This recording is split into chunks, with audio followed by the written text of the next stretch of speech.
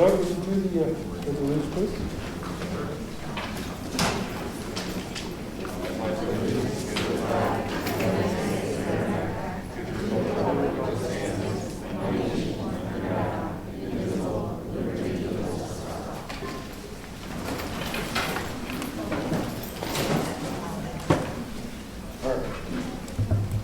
So we already have a public hearing for the public supervised safety plan already.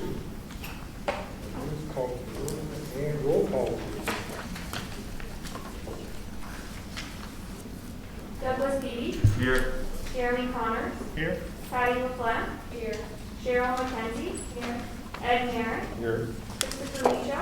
Here. Courtney Miller. Here. Crystal Palmer. Here. Nicole Ford. And Riley Logan.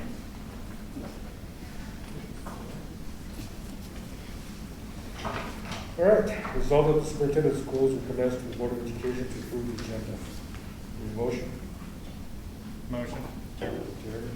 I'll second. Chris? Any discussion on the agenda? All in favor? Aye. Passes. So we're about to go into public comment. Is anybody here going to have a public statement? No? Is that a no? No public comment at all? All right. Great. Then I don't have to read the guidelines. Presentations. All right. First one is 3 through 8 student data. Is that, I'm assuming that's getting projected out here, so I'll move.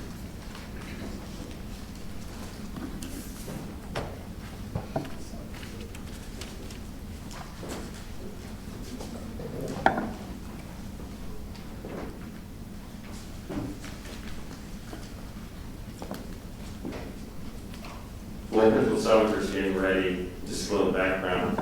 Annually, the Board of Education likes to have a data report on how students have achieved on the state assessments.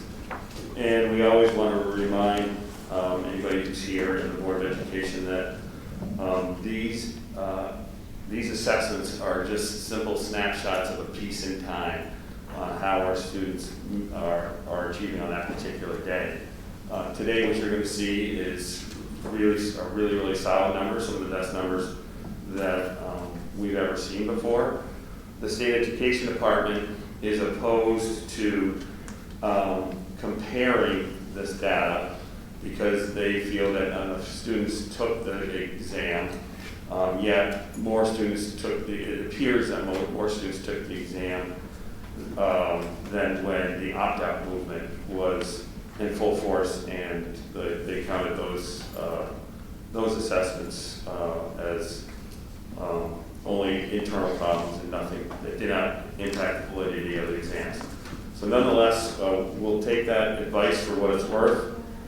We will show how we have done versus the RIC, which is the NARIC, which is a geographical region comprising of schools below Albany to the Canadian border over to, say, Salmon River, Messina area, in that large geographic swath. And like I said, you're going to see pretty good numbers, and it really will showcase the work that's been done from everybody here at the Beekmantown Central School District. So we're going through two-factor authentication here, and then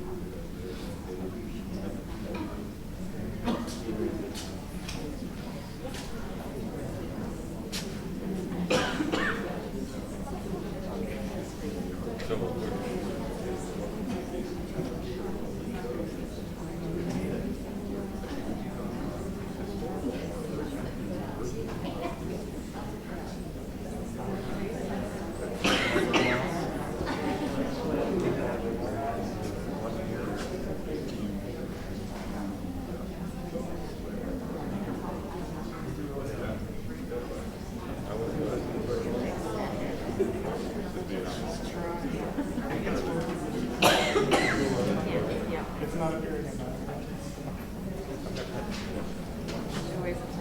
Yeah. And they don't even worry nothing now.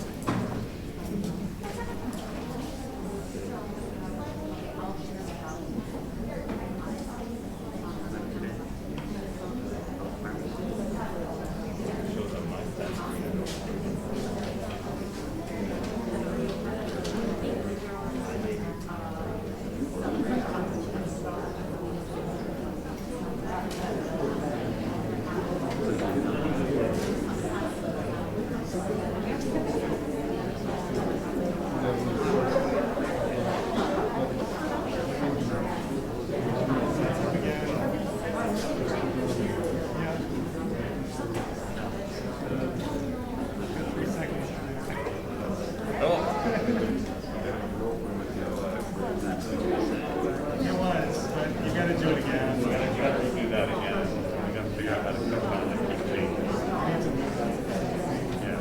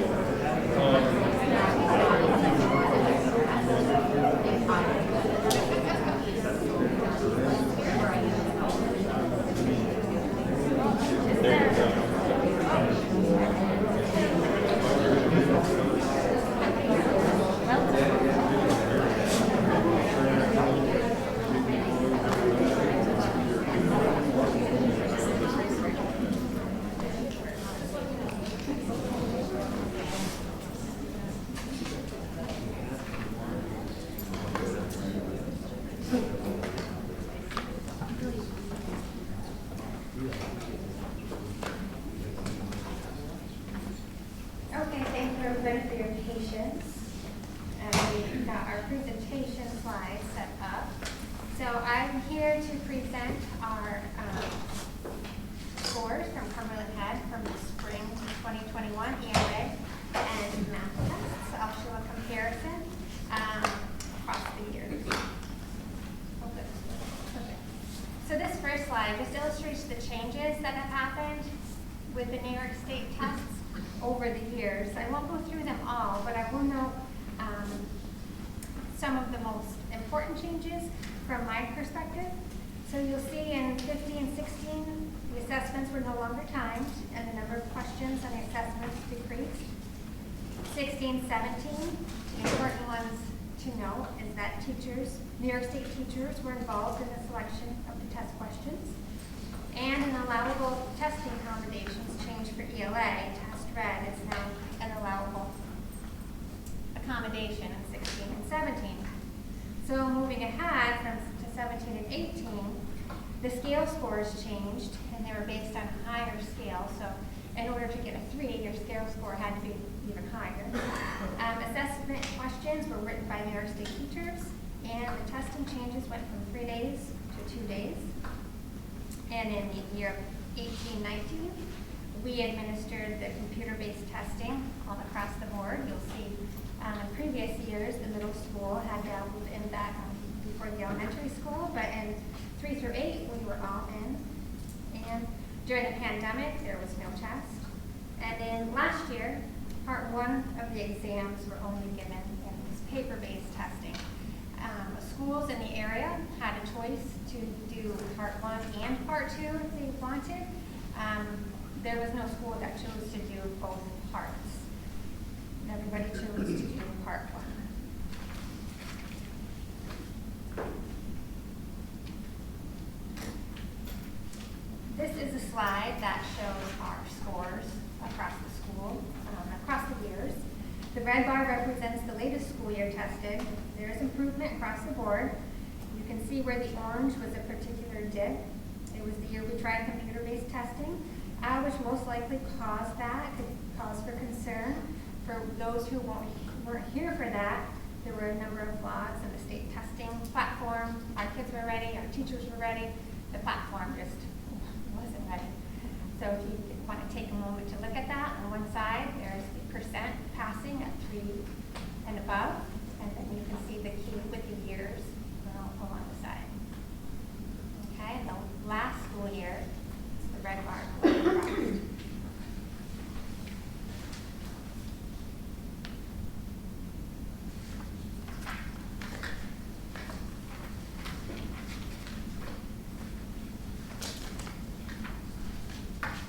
And this is our math scores. Again, it's a view of the data across the school years. These are the percent students who scored above a score of 3. And overall, we continued to improve. Aside from that small dip in 2019, you'll see all of the red, the most recent year, has increased across the board.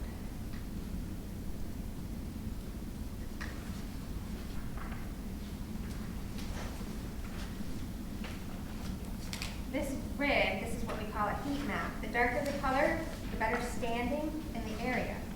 The lower, the larger number, the higher the ranking. So this is how Cumberland had stacked up compared to the northeastern Craig schools. And Superintendent Mannix had explained it's quite a number of schools. It's 219 schools in the area. So you can look and you can compare cohorts or grade levels across the years. I'll come up and show you. It's a little hard to explain. So to compare cohorts, you move up the grid diagonally. So year 19, grade 3 was a 10. And then there's no score in grade 4, 20. And then that same cohort is 2 up in grade 5. So that can compare how each grade level did.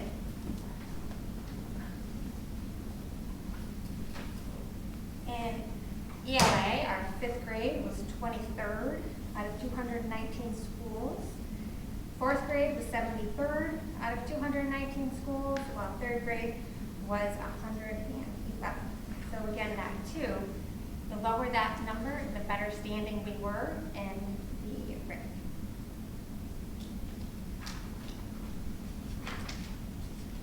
You can see improvement each cohort. So grade 3, 19 improved to 2. We are missing some data, but I think that if we had that, we would still show some pretty nice growth. Same for math.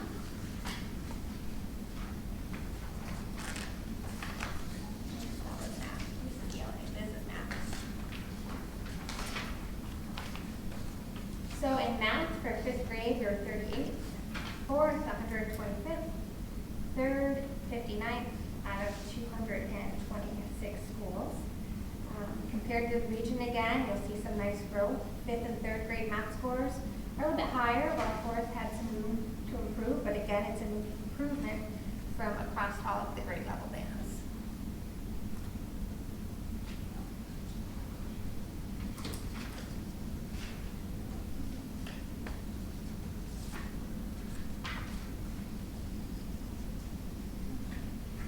And this is a side-by-side chart of our math testing data from 2019 to 2021.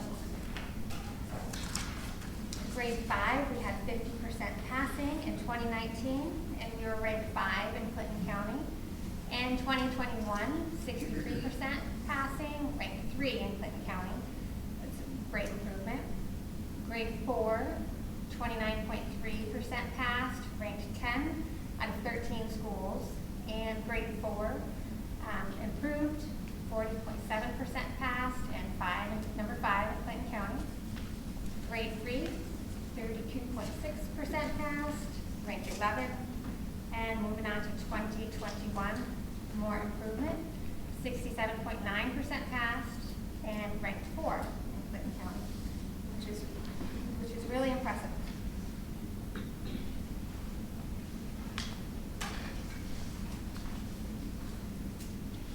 Same chart, a side-by-side comparison, the growth between 2019 and 2021. So in grade 5 in 2019, we were ranked 9 in Clinton County with 29.6% passing. 2021, ranked 1st with 70% passing.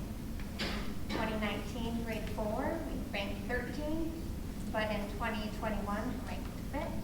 You see quite an improvement, 18.2% passed in 2019, and in grade 4, 68.6% passed. And grade 3, 2019, we only had 14.9% out of 3 or 4 passing. Ranked 13 in Clinton County, which was last, and grade 3, 2021, 61.5% passing, and ranked 9 in Clinton County, which is great improvement as well. So, these next couple slides, you can kind of see it in black and white where all of the other schools stacked up. This is grade 5 ELA, Clinton County, Cumberland Head up there on the top. It doesn't show all of the 13 schools. I don't know if it's at the very bottom, but they're at the top. And another impressive score for Cumberland Head. This is our grade 5 math. We were ranked 3rd, 76.9% passing.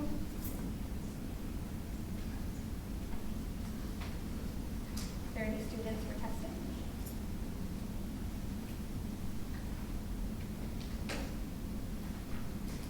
This next slide is very similar, but this is comparing us to the schools in the RIC, and it's 38. We ranked 38.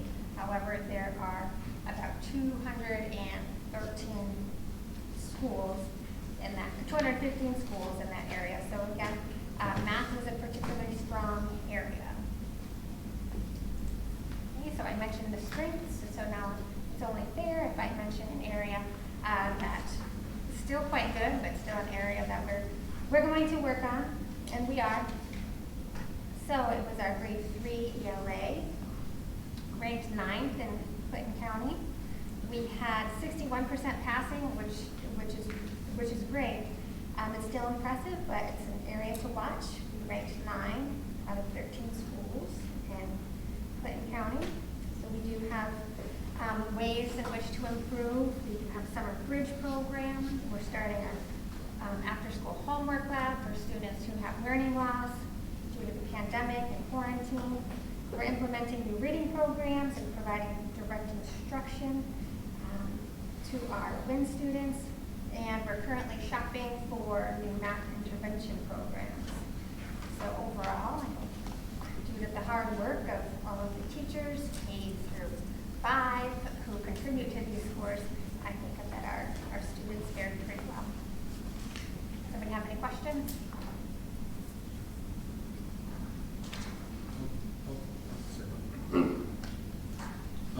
So I noticed in the previous slide that showed the comparisons with all the grades, that one, the prior year, had a much lower passing rate, but your rank was much higher. And then the next year, the previous 3 I mentioned, in 2021 showed a much higher passing rate, lower rank, not as good a ranking. Yeah, I think it probably would depend on the other area schools and how they did. Which slide was it that you were? It was the one that compared to going. Was it before those? I'm sorry, I was after that. Yeah, keep going. Okay. Sorry. That's okay. Next. Next one over. Okay, right there. So right, so at the very bottom they had grade 3 passing rate was not as good in 2019, but in 2021 it was much better, but the ranking was Yeah. slightly better. But this is also not the same cohort, right? So Right. you have the variable different students coming through. Yeah, yeah. Different students coming through. So my question, if you go further to the very first two slides, with the 2021 passing rates, what is the consensus from professionals on the rigor of these tests throughout the years? Because numbers are one thing, but only you guys know how rigorous the tests are from one year to the next. Well, this year we only did the first part, so it was shorter for the students and they had a little bit more stamina to do that. I do think that the rigor was there. Some of the vocabulary words and the readability level of the ELA tests, it's not getting easier. It's getting harder.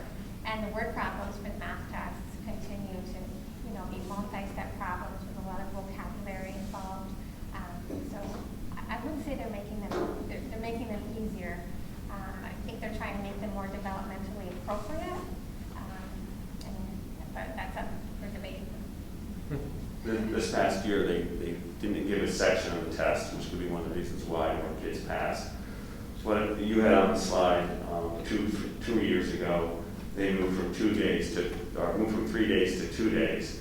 What that slide didn't show was they didn't delete any questions. So they had the same number of questions, and they reduced the days to our youngest population. So we give them our youngest population a 2-day test now with questions the same number of questions they used to give 3 days to. So if you ask our students 3 through 8 and their families, they're going to say it's one of the most stressful things they do in school.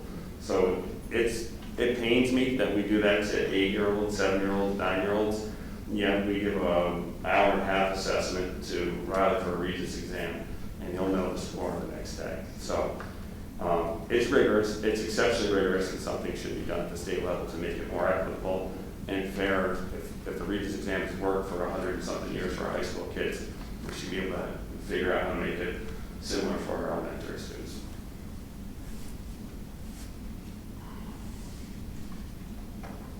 For some of the board members that are newer, in previous years, there's been a lot of debate on the testing in general, the state stuff. And it's not a secret that I've always been very opposed to elementary testing in particular, because at least I noticed that my kids, the test that you guys give on a monthly basis of evaluations seem to be not only more accurate, but you can react to them better, right? And at first it was a star, right? And now it's changed a little bit.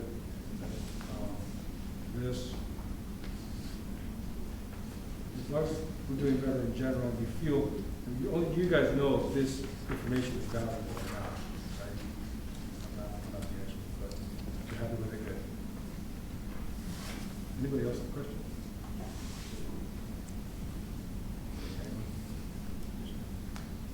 All right.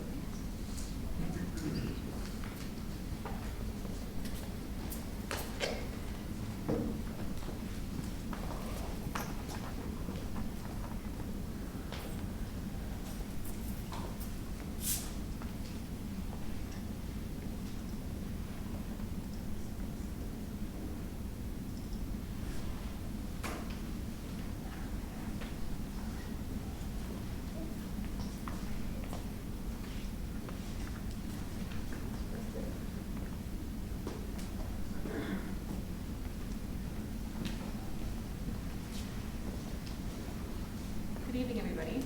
I'm Principal Barker. Most of you know me, some of you don't. So a lot of what I have to share is somewhat similar in the beginning slides as Principal Stoupinger, as we're both in the elementary. All right. One thing I wanted to highlight, which Mr. Mannix just mentioned actually, is in 2017 to 2018, how testing changes from 3 to 2 days, but the number of questions stayed the same. That was hugely impactful for our kids. And again, a lot of this was just on Principal Salvinger's slides as well. A big change in 2015 and 16 were assessments no longer timed. That was a benefit to our kids for sure, but still, as others have mentioned, a stressor for our students for sure. This slide, as she was showing you, ELA for grade 3, 4, and 5, and the red bar is 2021, showing for BES quite a nice increase. And again, maybe because we had a smaller test, there's a lot of different variables there that could be accounted for that. We'll take the positive though for sure.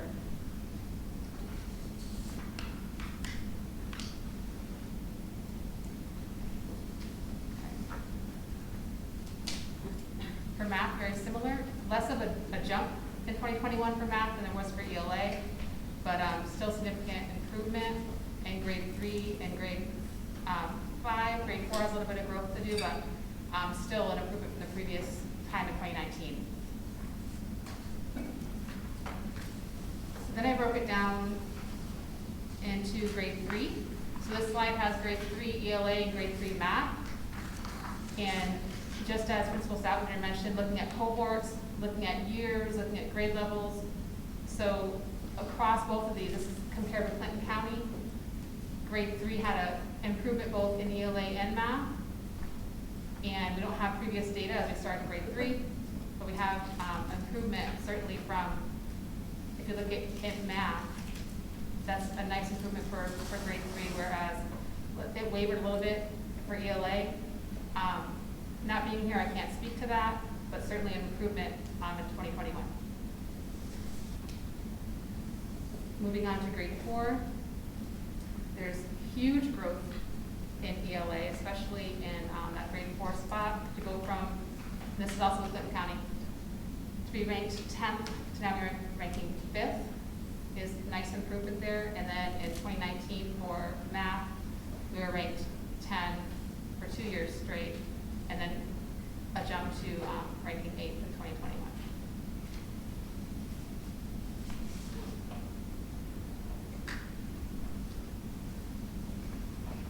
This slide, this chart showing BES ranking out of 219 schools in the Northern RIC. We ranked 69th.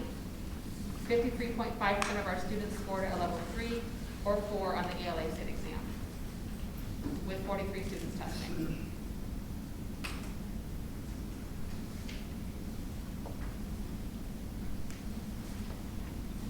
Sorry for my delay, I'm just using my own computer as well here to get to my notes. I apologize. On this slide, we have, again, we're compared with Clinton County schools.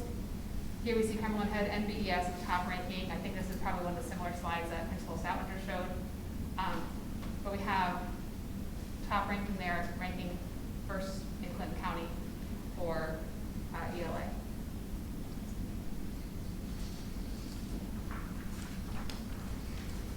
Here we are ranked number 4 out of 15 districts.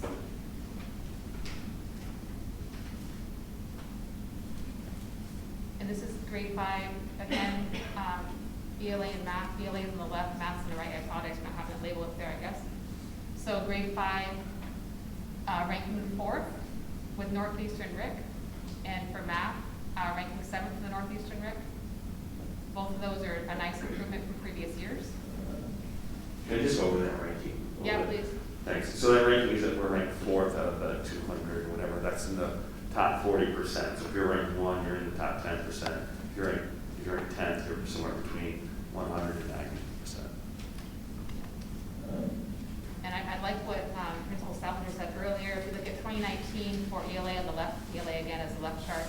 2019, if you look at in 3rd grade, that cohort was at a 10 ranking, no data for 20, and then a ranking of 4 as in 5th grade. So it just shows that improvement for that grade level, or that cohort, excuse me. And the same is true for math on the right-hand side, going from a 10 and then to a ranking of 7, going diagonally up that chart.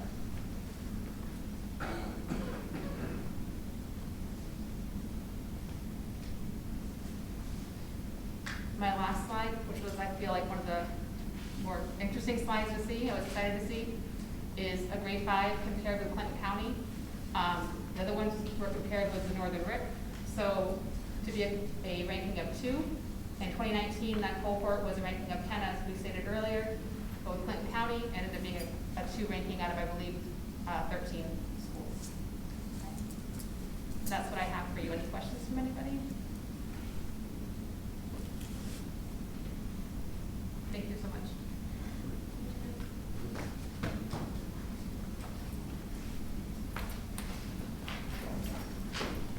Thank you to all the educators here. Now it gets you in the right direction. Dan, are you using the screen as well for yours? Yeah, the middle school's gonna go in there.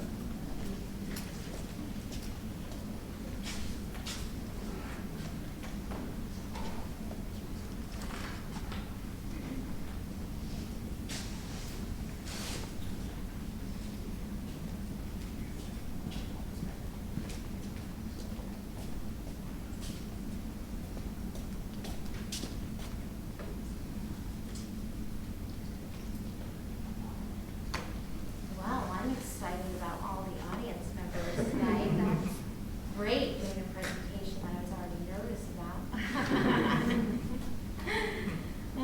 All right, so here we go. It is important to keep in mind that as we are reviewing this pre-pandemic 2019 data and then the data from the on the cusp post-pandemic, that from the data from 2021 should be looked at as the starting point and really inform our decisions on how we move forward in each of our buildings towards recovery.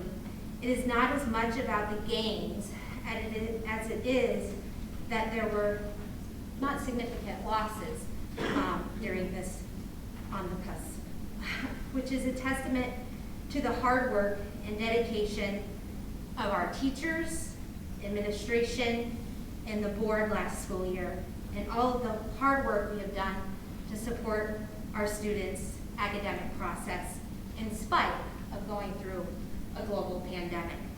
We should be really proud of ourselves for the gains that we've made in 2021, and the data is here to show that we don't stop.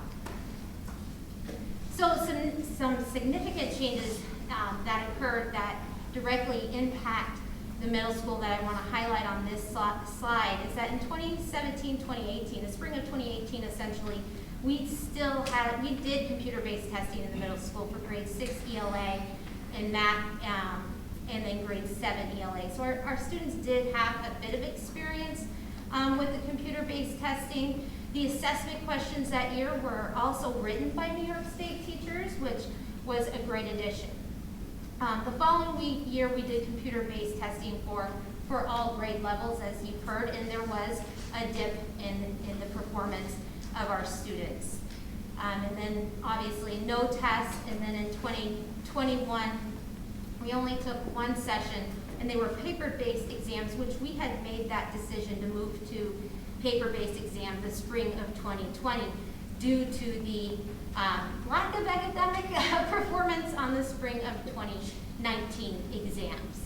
So we wanted New York State to figure that out before we had to be their guinea pigs again and help them We have a out. lot well, so we have a lot of new board members here, so can we just go back to the Wayback Machine and talk about what it was like for a student to take that computer-based test in, I think it was 18 and 17. Yeah, so there were quite a few just tech delays, technology issues that occurred during that time, that assessment. For instance, students weren't able to log in, or they would be able to log in and it would be paused and then you would have to wait. So essentially it's comparable to giving a child a paper-based test and then telling them, no, you can't do it, we'll take it back. Oh, here, try it again. Oh, sorry, you can't do it. And so that went on, and there was confusion. And then they had to test again on another day in order to make up for the day that they missed on the original assessment. So it was stressful. And it should be noted that during those two experiences for our kids, and there was still a high opt-out movement, state education department said that that did not impact kids at all, and you could use that data as comparable data. So it was frustrating for, I'm sure, our kids and our teachers. It should also be noted that those delays were not caused by technology here at Beekmantown. That was narrow statewide failure of their system. And then the only way to correct that was to stagger our testing times. So we had to adjust, do that. I believe the elementary was hardest hit for that year, 2019. And we got around it because we start testing at 7:30 because of ELT that year. So we kind of dodged that bullet in the middle school a little bit. So here's a slide. You've seen this before in another presentation. That's the beauty of going last. You can see that we had significant gains for the spring of 2021 in ELA from the previous assessment in 2019. But you can also see that not only did we have gains in that grade level for ELA 6, ELA 7, ELA 8, but we also, those cohorts also improved. So you look at ELA 4th grade in 2019 and then jump to ELA 6th grade in 2021, there was a significant gain there as well in terms of performance. So we did really well. We've implemented some programs in 6th grade. We have the Reading Plus platform that the students have been using and started to use right before March of 2020, and that seems to have a positive impact on student performance for that grade level. Next slide. When I look at these percentages, I really focus on the percentage of passing at each grade level. I think it's significant. For instance, if you look at grade 6 in 2019, we had 34.4% pass that year out of the 125 students who did take that test, and we ranked number 5 in Clayton County. If you jump over to 2021, we had 60.2% of our students passing, and we had 113 take that test, and we still ranked number 5 in Clayton County. And so I really look, what's important to me when I look at this data is the percentage of passing for the students as opposed to the ranking in this case. Ranking is good. I love the fact that number 2, right, in grade 7. And again, there was a significant increase in the passing rate as well. So overall, we grew in English language arts over from 2019 to 2021.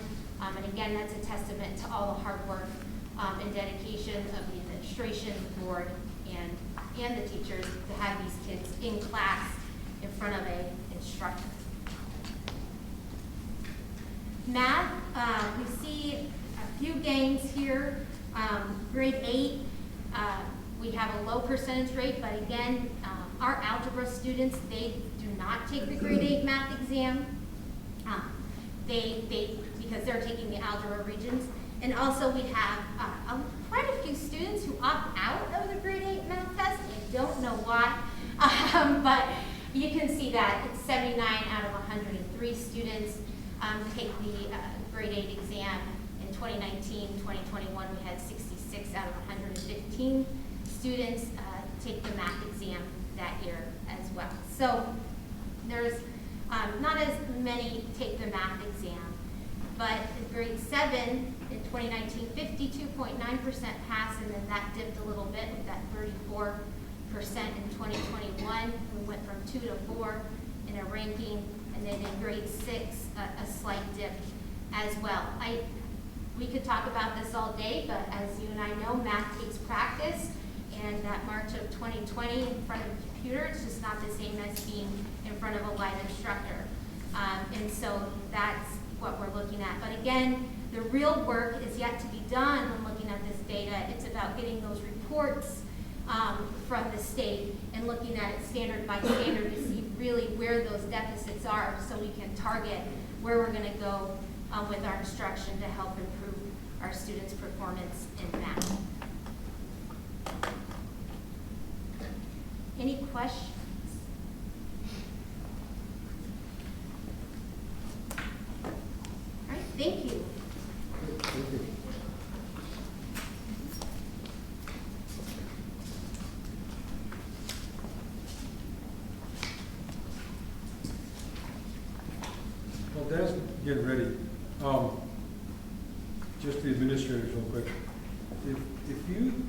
if you collectively feel there needs to be a change to a test, what is your mechanism to try to address that with the system? The state provides us a way to give feedback after the test is completed in the building. And so that's a method we could do. We can also contact them as well. Okay.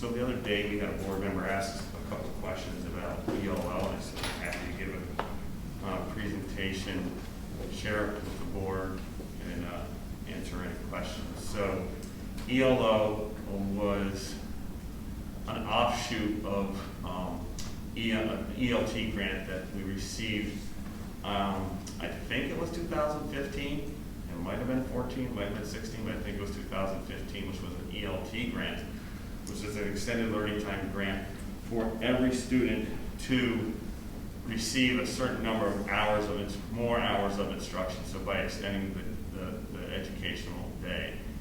And we originally wrote that grant to have a number of partners, just like big cities do.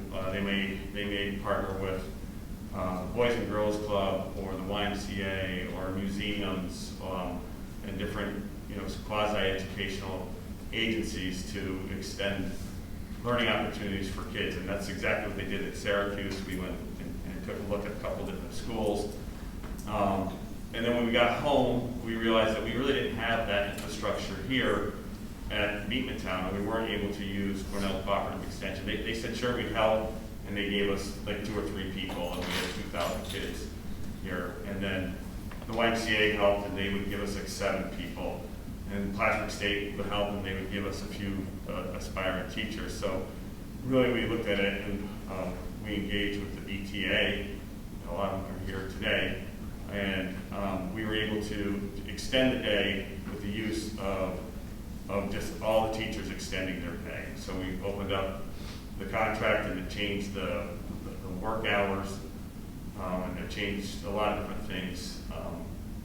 And that was the main thing in the contract. And then last year, we were surprised to find out that ELT was still in the Governor Cuomo's budget. It says it's not a normal grant. It's not a grant that comes through like all other grants, federal grants or state grants that we know we're getting right about June, July, August, and we can plan for those. This is one that comes right out of former Governor Cuomo's office. And sometimes we'd have very few times we'd have plenty of notice. A lot of times we'd get very late notice, but we were always able to do something with it, implement it. Last year, I think we found out in December, maybe late December, and for a number of reasons, a number of really good reasons, we weren't able to extend the day for kids, for school. It was rejected on a number of fronts. And so we rewrote the grant. We sent it back in and said, hey, COVID's not allowing us to do this. but we could still do great things for our kids if you let us use the money. So they gave us a prorated amount of money last year, and we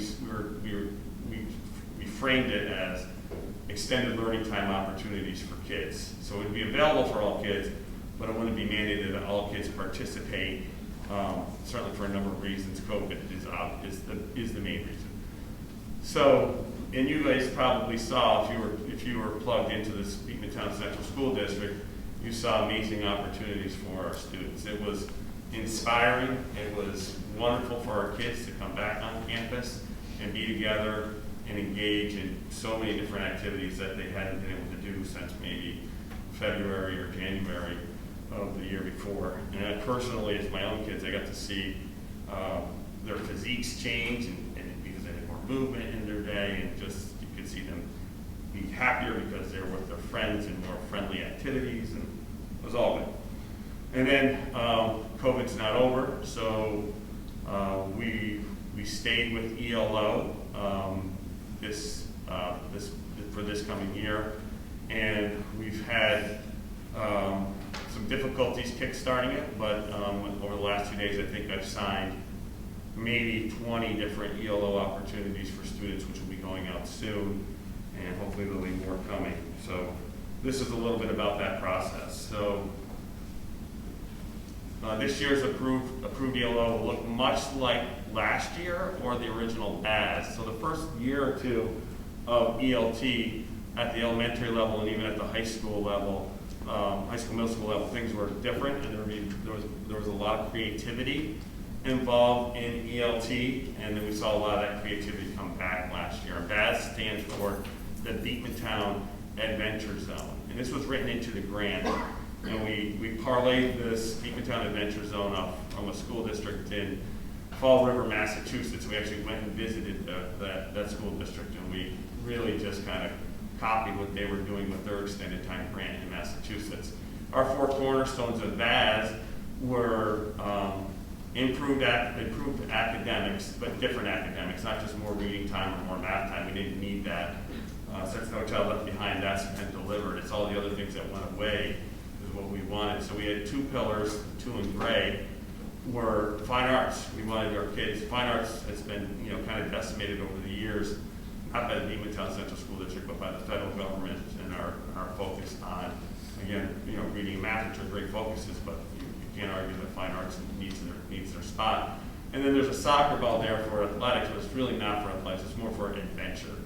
Whether it could be team sports, it could be hiking a mountain, it could be yoga, it could be mindfulness, but it was more for the adventure. This year we changed it because the lot has changed since 2014 or 15. Actually, we wrote that grant in 2013. We were rejected, so that all came from 2013. But this year, the core focal points of ELO, we wanted to really take a look at where we were as a society, and since Beekmantown's a microcosm of that, we wrote the grant so that we could really help improve mental health.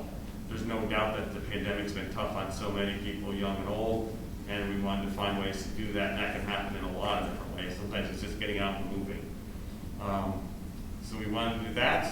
We definitely focused on high interest reading. Much like our previous grant was written to make our school district more motivating, our school district more exciting, to have kids come in and want to be here more often so that there'd be less disruptions. The same idea goes to high interest reading. The research shows that if we're giving kids books that they want to read, they stand a better chance of reading those books. So we want to put high interest books in kids' hands with the hope that they're going to become active readers and therefore better readers and maybe better at comprehending. There's always been a huge swath of allocations in here for professional development for staff. That hasn't changed. A big component for both of ELT and ELO for our older kids are getting them ready for college or ready for a career. We don't place a premium on either. They're both equally as important. We find success when our kids are leaving Beekmantown Central School District and getting a job. We find success when kids are leaving Beekmantown School District, enrolling in college, graduating from college, and then getting a job. So the job is the most important part. So with that college and career exploration, there's a lot more there. And then, like I said before, we're definitely convinced that we do a really good job following all the different federal regulations that have been pushed down on public schools. And our kids do receive a lot of good, strong ELA and math instruction. You just saw some really good data out there. But we don't feel that they need more of that. It's good to sometimes when you get all that good instructions to just go out and play with it, much like an athlete would get the chance to just go play. So how do you have fun academic supports that are just different than what may be day to day in the classroom? So you see teachers all the time present ELOs or BAS opportunities where they might be cooking and they're using measuring skills and reading skills and all these different things to actually have a really cool outcome. And then the last piece is the STEM shield, and that was in both ELT and ELO. And it's STEM, STEAM, or STREAM, and it depends on what you want, but the A in STREAM is for art, and the R in STREAM is for reading and art. So there's a lot of ability to present opportunities for our kids or our educators or administrators that align to any of those 4 focal points. So with the teachers, how this works is teachers, I'm not going to read this to you, but basically the teachers submit a proposal. The proposal comes to me. We're trying to have the proposals in by the 7th. We have to have something out to the public all at once so that the public can sign up for their learning opportunities. We were getting feedback that it was last year those parents that were really good with Parent Square or however they could sign up, or maybe had more free time, and somebody was working, we didn't have access to their phone, those kids were getting more access. So we're trying to put everything all out at once and not, let it come in dribs and drabs. And so that we want to have a final rosters completed by the 11th, and we think that'll really start happening come January. And then proposals will run for a set period of time. So somebody will present a proposal in December. I want to do this every single day, or in December I want to run this every Tuesday and Wednesday. And they submit a proposal, and they can run that proposal if it's approved, and the attendance is there. And then most of the supplies will remain in school. And last year we didn't have a lot of supplies remain in school. There was a lot of fear about touch and transfer and having to disinfect everything. There's not as much of that anymore, so most supplies will. But like if we order a book, if you're doing teaching basketball to elementary kids, we'd like to put obviously they're interested in basketball. We'd like to put a basketball book in their hands. They hopefully would read that. They can take that book home and probably a basketball home. But some of the other things last year will not. Like Lego Club, those Legos are very expensive. I think Jen Farland was part of the market on Legos, if I'm not mistaken. And this year, those Lego sets will stay here, and the next group can work on building the particular Lego set. Criteria for staff proposal, this is much the same information. Sign-ups, so students will enroll in an ELO using a Google form, which worked well last year. They can enroll in multiple ELOs, but we don't want kids having conflicting schedules where they're signed up for my ELO and Riley's ELO, and we don't know where they're going. We also don't want them surfing ELOs and being like, well, I want to jump to that ELO now because my friends say it's cool. It's like, well, hopefully that teacher will run that some other time during the year and you can jump in. But if you're out, you're out. You're not able to jump in on that particular day to another ELO. Again, only they'll run if minimum enrollment's been met. So minimum enrollment's kind of loose. We'd like to see for the majority of ELOs, 10's a nice number. If you have 2 people running an ELO, it's 18 is a good number. 30 is a great number. It depends on what you're doing, really. I think we might have an ELO for the fitness center, and probably have 2 people in the fitness center. You like that idea, Ryan? I do. All right. And we could probably have 2 people in the fitness center, and if we have 40 kids in there, it'd be fine. Let's see if there's anything else. So it is an expectation, and this student code of conduct will apply during ELO. So if you have a code violation, you may have to sit out at ELOs. Other things that are available this year, so not to confuse this grant with a lot of other opportunities, but I'm just going to go through other opportunities. We'll run a summer bridge program. We'll run that for a number of years through different grants that are funded. We'll have summer professional development opportunities for those that want it, and we'll pay people well and feed them. Same idea for Saturdays or just another hours. There's money in those for people who can dedicate the time. Lots of money in ELT and some other grants for grade level field trips. Increased library collections. You see them all right there. They're all really good. One of the cool ones we put out to the community at the beginning of the year, not in the ELO grant, but in another grant, is paying for all of our students' CAP and AP classes. It was really difficult to see over the years. Somebody might be sitting in the same class getting the same content, and their parents had the ability to pay for a CAP class, and my parents couldn't pay for the CAP class, so now we don't have to worry about that. Everybody's going to get, anybody who's taken that can take the test and hopefully secure some college credits, because we know that if you obtain college credits in high school, you have a much greater chance of realizing you can do it and you can go to college. We have national conferences that we send teams to. We've enjoyed that over the years, FETC, ISD, model schools, to name a few. There's a reading conference in New Orleans that we want to send on the science of reading that we'd like to send people to. We'd love to get Valari's back here for martial arts, some yoga. Our good friend Lacey May, our therapy dog, is funded through ELO. And I know, Matt, I'm going to put you on the spot, but you were pretty good yesterday at ATM. Can you tell us a little bit of what you're seeing with this therapy dog, just in the high school? This dog is in all the schools, but tell the board what we're seeing with this therapy dog. Yeah, Lisa May is a pretty awesome addition to the district. We do see a lot of times she's around areas where students struggling with a medical issue. She's come by the door. Has actually been outside the door where the medical issue's been happening. This has a really sixth sense of things happening on campus. And when she's around, students seem to have less anxiety. Students come out of different type of medical instances quicker.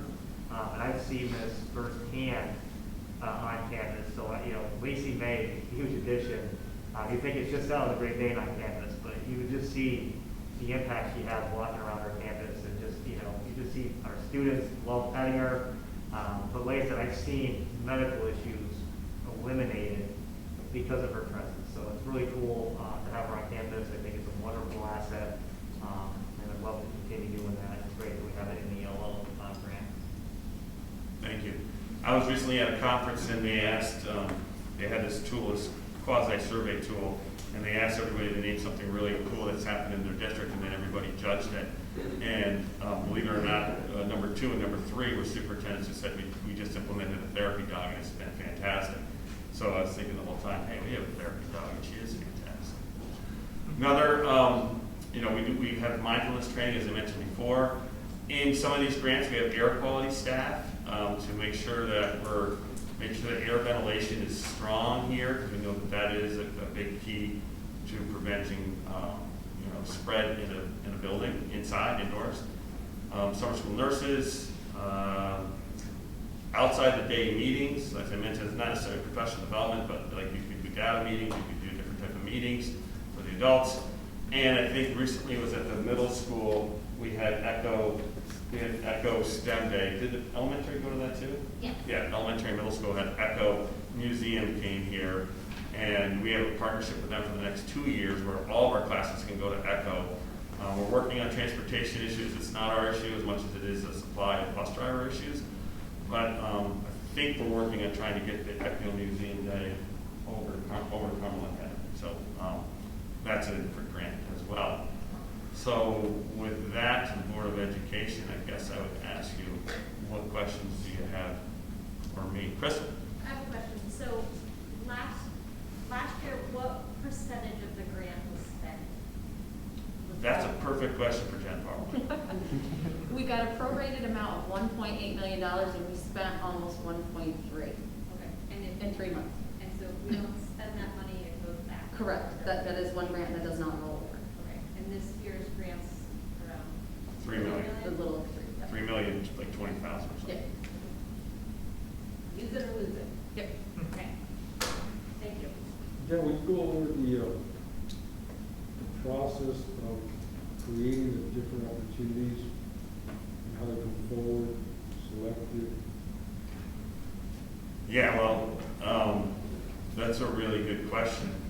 I thought about offering an ELO this year, but it can happen a number of ways. We've gone to outside vendors before. Last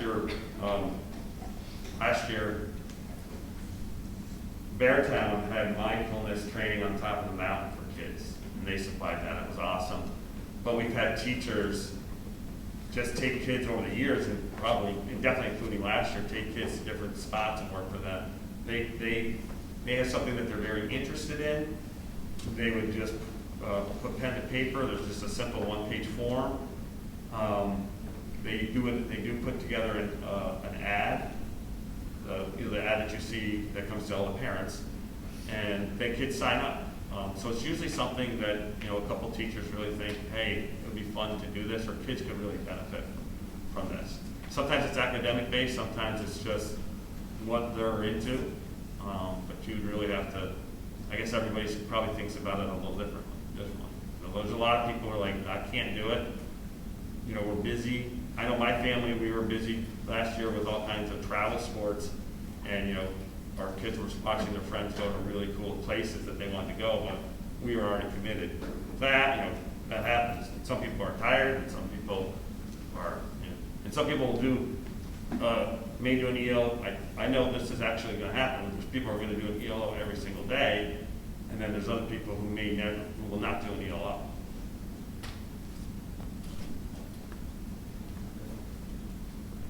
Is there any other questions?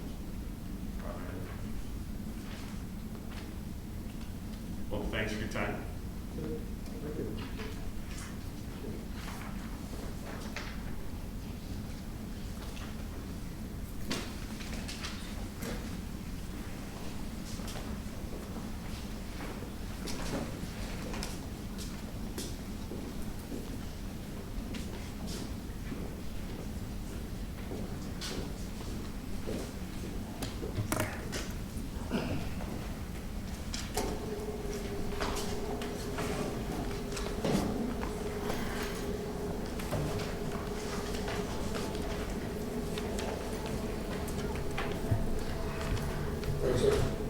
For the board, all the information that you presented, of course, is in the board portal. You've probably seen it already. If you have any other questions, you want to go back and visit it on your Chromebook, go ahead and do so and send back more questions.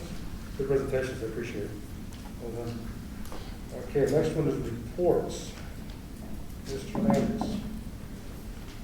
2 reports. One is a great report on athletics. I think everybody had a really productive year or start to the school year with their athletic teams. I was able to go to see many of the teams play. I don't think I got to gymnastics, but I went to saw girls volleyball, girls soccer, boys soccer, cross country, and football. I'm sure I'm missing something. I probably should have named different teams, but I know we're sending. Is it just one? Is it one runner? Connor Goodwin. Connor's going to the States. He ran a great race at CVACs and then a better race at sectionals. But the whole team ran well. They were encouraging. They had a lot of personal PRs, personal records. It was really cool to watch those kids support each other. And they're truly a team in every sense of the word. Connor was also voted sportsman, or he received the sportsmanship award from the coaches as well. So that's a great honor. Connor's the first runner, I think, in 10 years to qualify for the state meet and the federation meet from the Beekmantown Central School District. So that was super cool. Many other teams did really well. And tomorrow we'll send off, or excuse me, not tomorrow, we'll see what tomorrow, on Friday we'll send off the boys soccer team to the Final Four, and Connor will be recognized and send him off to the state cross-country meet. Typical Beekmantown fashion, they'll do a parade around the school, kids will come out, music will be pumping, and it's a great event. We've done that for girls hockey, boys hockey, girls soccer, all different teams that have gone to state level meets or events. The other piece I just want to update everybody on, if Nick is ready, is just testing and what we've been able to do at Beekmantown Central School District, free of charge to the taxpayers, and the resources we put together for COVID testing.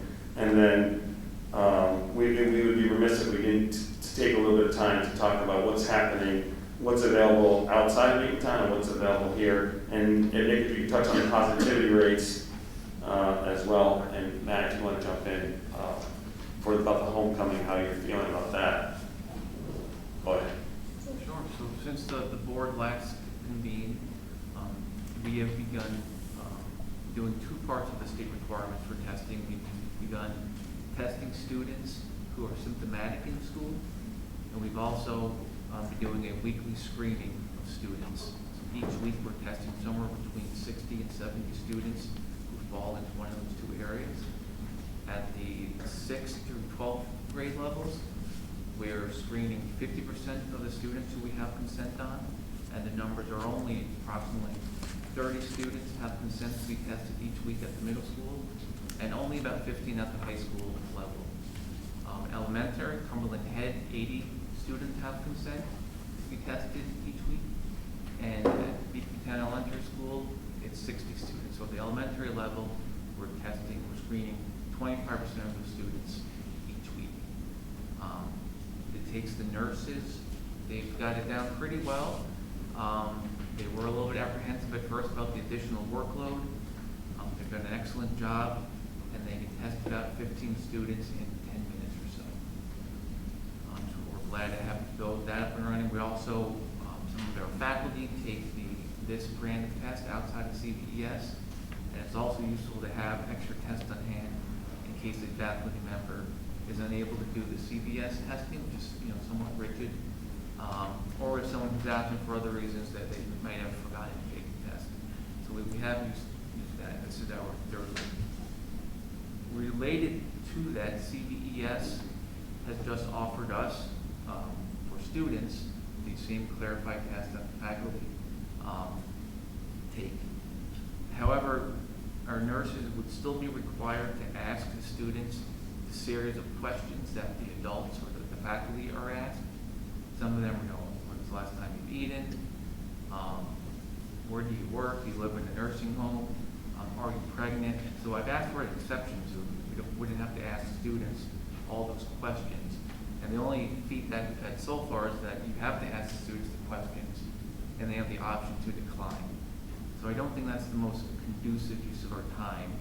I don't think it's the best series of questions to ask the students. The nurses, they seem to like, they're familiar with the other tests in the computer and the series of questions they enjoy, they enjoy. I'm going to take that back. They are happy with the current system, so until we get more clarification on eliminating those questions for our students, I'm in no rush to switch to the CVES test at this time. Can you touch on positivity rates? Sure. So the numbers in Clinton County, they were going down. They went to the low 200 for just a brief bit. Now they're back up, and what we see, luckily, is that what happens in Clinton County as a whole is mimicked in Beekmantown school districts and across other districts. So we know that the act of coming to school doesn't in and of itself extend any risk of contracting COVID. We currently today have 11 students who are positive district-wide. Currently, one ends at midnight, but we have 2 positive faculty members. Most of those are set to come off over this weekend, so unless more things happen, we have Monday, we may only have 1 positive individual. So it does ebb and flow, but it does mimic what goes on in the county as a whole. And then the other issue that we have in the county is the quarantining of people outside of the CDC guidelines. So can you talk about that and in relation maybe to like the Rochester area? So on Thursday, we had 150 students quarantined. That was a high. We had close to another 100 students who just were out that day awaiting clearance to come back to school because they were symptomatic in school and were sent home and needed a doctor's clearance or a negative PCR test to return. Today, we have 130 students who are quarantined, and I know Cumberland had alone, between their quarantine and students waiting tests, they have over 100 students. So to start the school year, most of the state followed guidance that contact tracing, so quarantining would be in effect for students within 6 feet. Even though New York State, right before school, they give the guidance that said, following CDC guidance, that in the K-12 setting, if both individuals are wearing masks properly, it's only a close contact in 3 feet. We have our desk at 3 feet, so most of our contact tracing would be eliminated. What happened, I think September 20th or so in New York City, it was Mayor de Blasio, and most people wouldn't say that he was, I guess, lax regarding COVID regulations. He said at a press conference, we quarantined 3,000 kids last week, we're switching to 3 feet. And at their time, their positivity rate, I believe, was higher than ours is right now. So New York City, of course, is the largest school district in the country. The second largest is Los Angeles. In the month of September, they quarantined 30,000 individuals between students and staff, and they found that only 63 of those individuals ended up having COVID-19. So it's a positivity rate of 0.02, so what, 99.92% or 98% were not at COVID. So today, Los Angeles School District, they don't quarantine anybody. If you're considered a close contact, you can stay in school, but I think you have to test twice a week. And many districts have similar situations across the country. Some don't let you go to athletics or extracurriculars. But in New York State, so once New York City switched, Rochester switched, Syracuse switched, Buffalo switched, Monroe County, Erie County, Dutchess County, they all switched to the 3 feet with masks versus the 6 feet. And so what this means is some of these districts have essentially eliminated quarantining students, or it's combined with some other information that came out on October 27th.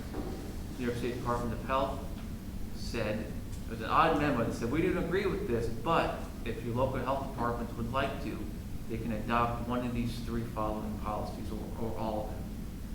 The big one being that students who are deemed to be a close contact no longer have to quarantine if they instead take a test for 7 days, so if it's only 5 school days within it, or 4 school days, etc.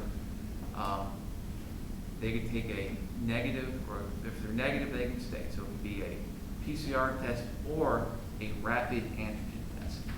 And there's also some districts have rapid PCR tests. So in those districts, essentially, you can have quarantine. They've also allowed, if you are symptomatic in school, if you, instead of going home, instead of getting a doctor's note or a negative test, or negative PCR test, you can take a rapid antigen test, or of course a rapid PCR test. Essex County has adopted this policy. So if you are, and this applies for a fully vaccinated student, and you have symptoms in school, in Beekmantown you have to get a negative PCR test or a doctor's clearance. In Essex County, you can take a rapid antigen test.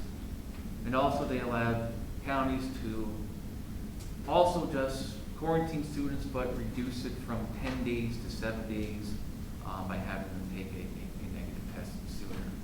So, as a whole, some districts have essentially eliminated quarantine. And so I would ask the school board, whatever whatever power it is that you have, whatever meetings that you do go to. I think it's a bit odd that, Beekmantown has more kids quarantined than Los Angeles. It seems out of the line. Rochester's a large district, Syracuse large districts, we have more people at school than they do. It's a shame that all the work we did last year, keeping kids in school, all the flexibility the teacher did, that, we're losing ground to other districts for really, I'm not sure quite what the reason would be.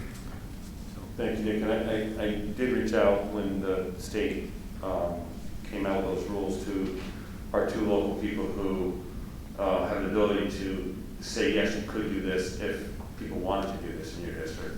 So just checking on the flexibility. I did get a response that was confusing at best. It's too bad that they can't open up their minds to the possibility that everybody else, including Saratoga and our neighbors, as well. As we sit here, we have always been worried about the safety of everybody, but also trying to bring back real life experiences.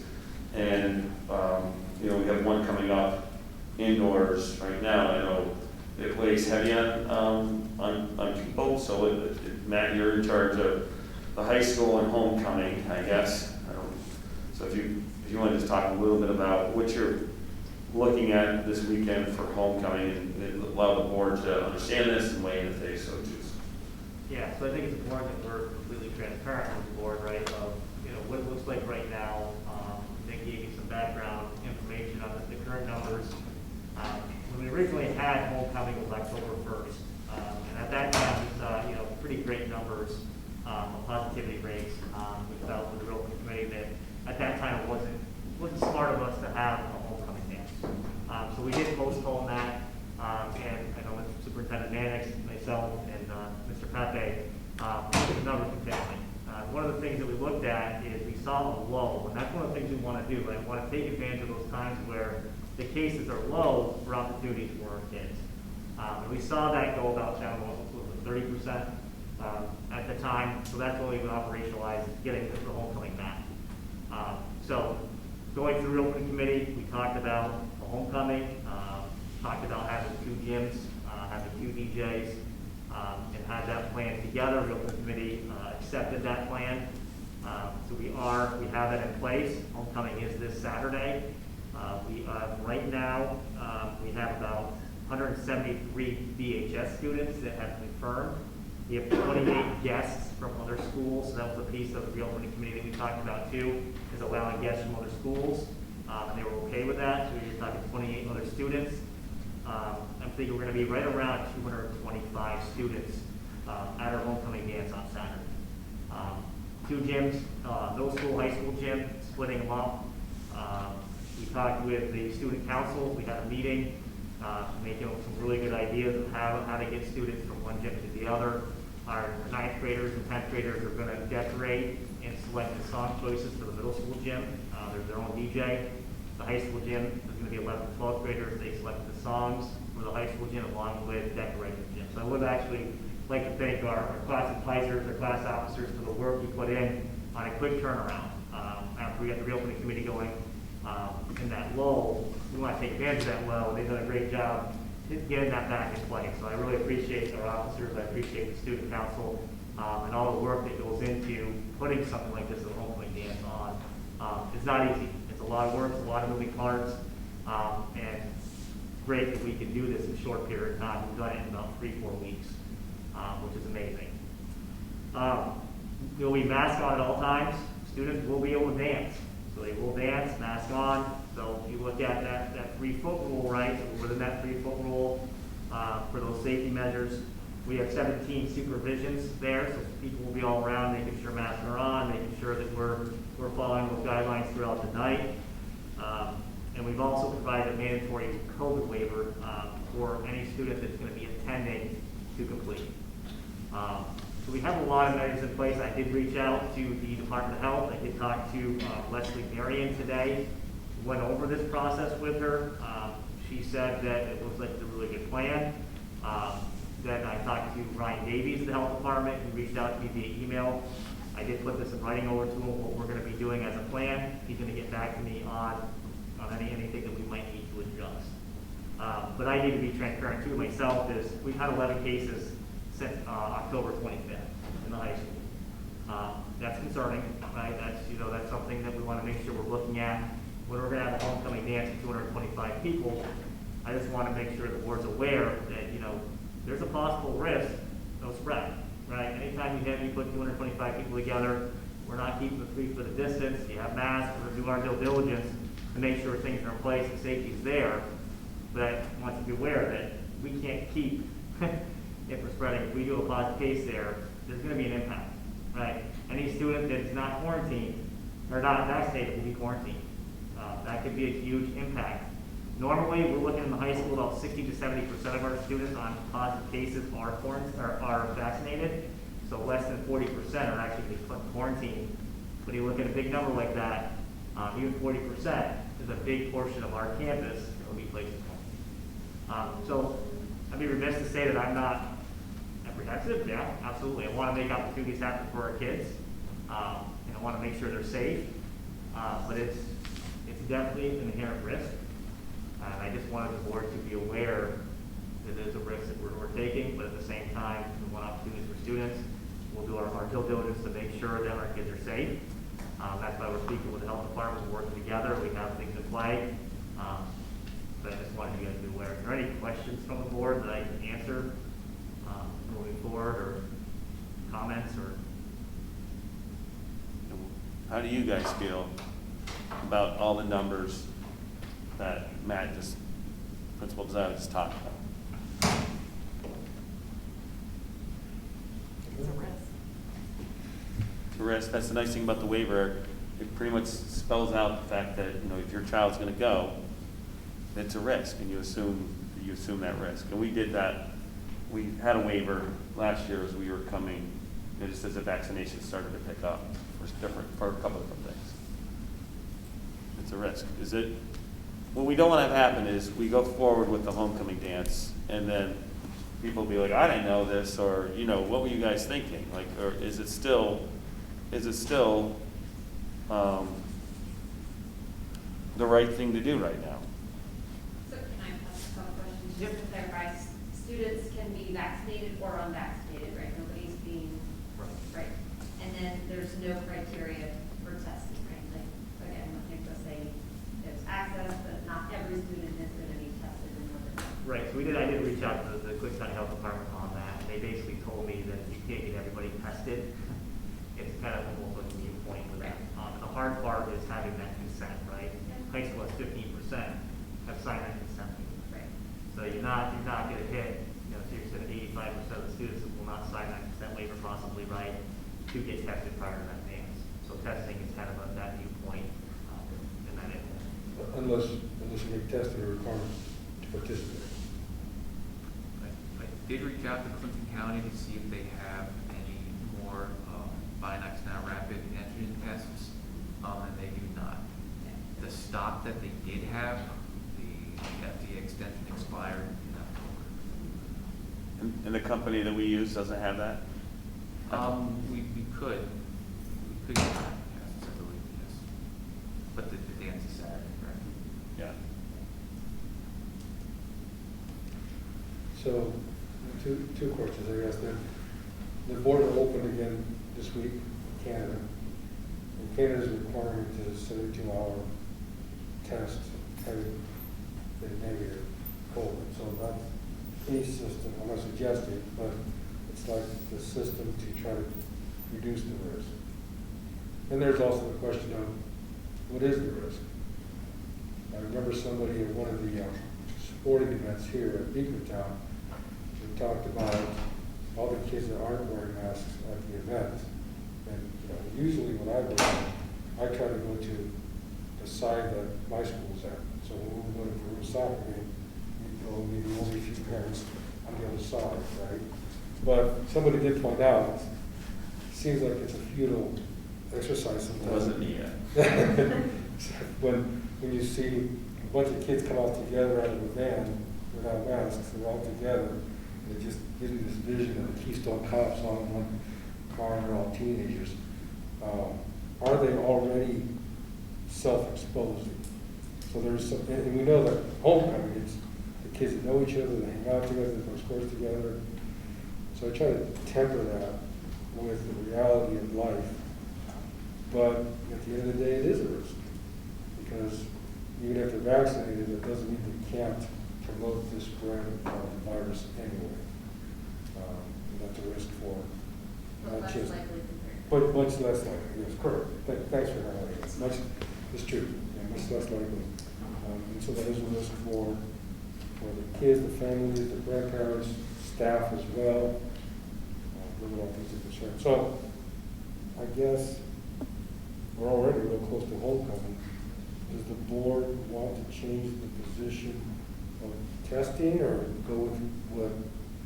They work with Department of Health already. Do they feel comfortable with this approach? Yep, with Leslie Marion today did say that she was comfortable with the plan today. She really liked the two gyms. I think the two gyms is really the selling point. They get rid of the cut down on the density. Right? We want to make sure that we have a high density areas. Those two gyms allow us to do that. We'll open up all the doors. There's going to be fans. So we'll be making sure we have a big airflow throughout the night. It's a little chilly, but there will be airflow throughout. I mean, I guess the question is how comfortable are people with this level of risk? And if they're uncomfortable, the answer is you don't attend the dance or you don't allow your child to attend the dance. And you can go all through doing your effort because I think there's these milestones our students still need to look forward to, appreciate, and enjoy. And I would not change it. Does anybody else on the board have any opinion on this? Thoughts, concerns? Students?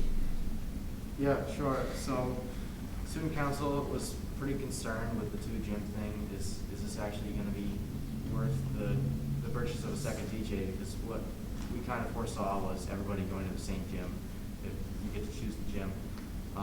But we put together a sort of think tank and had a meeting with local administration, and we came up with some pretty significant plans to make this work with splitting up the gyms, but not actually splitting everybody up by grade level or by a permanent choice, because people are going to have dates and friends from other grades that they want to go with. They're going to want to be in the same gym. So we're actually doing extensive decorations this year. We don't normally do a whole lot of decorations. We do banners.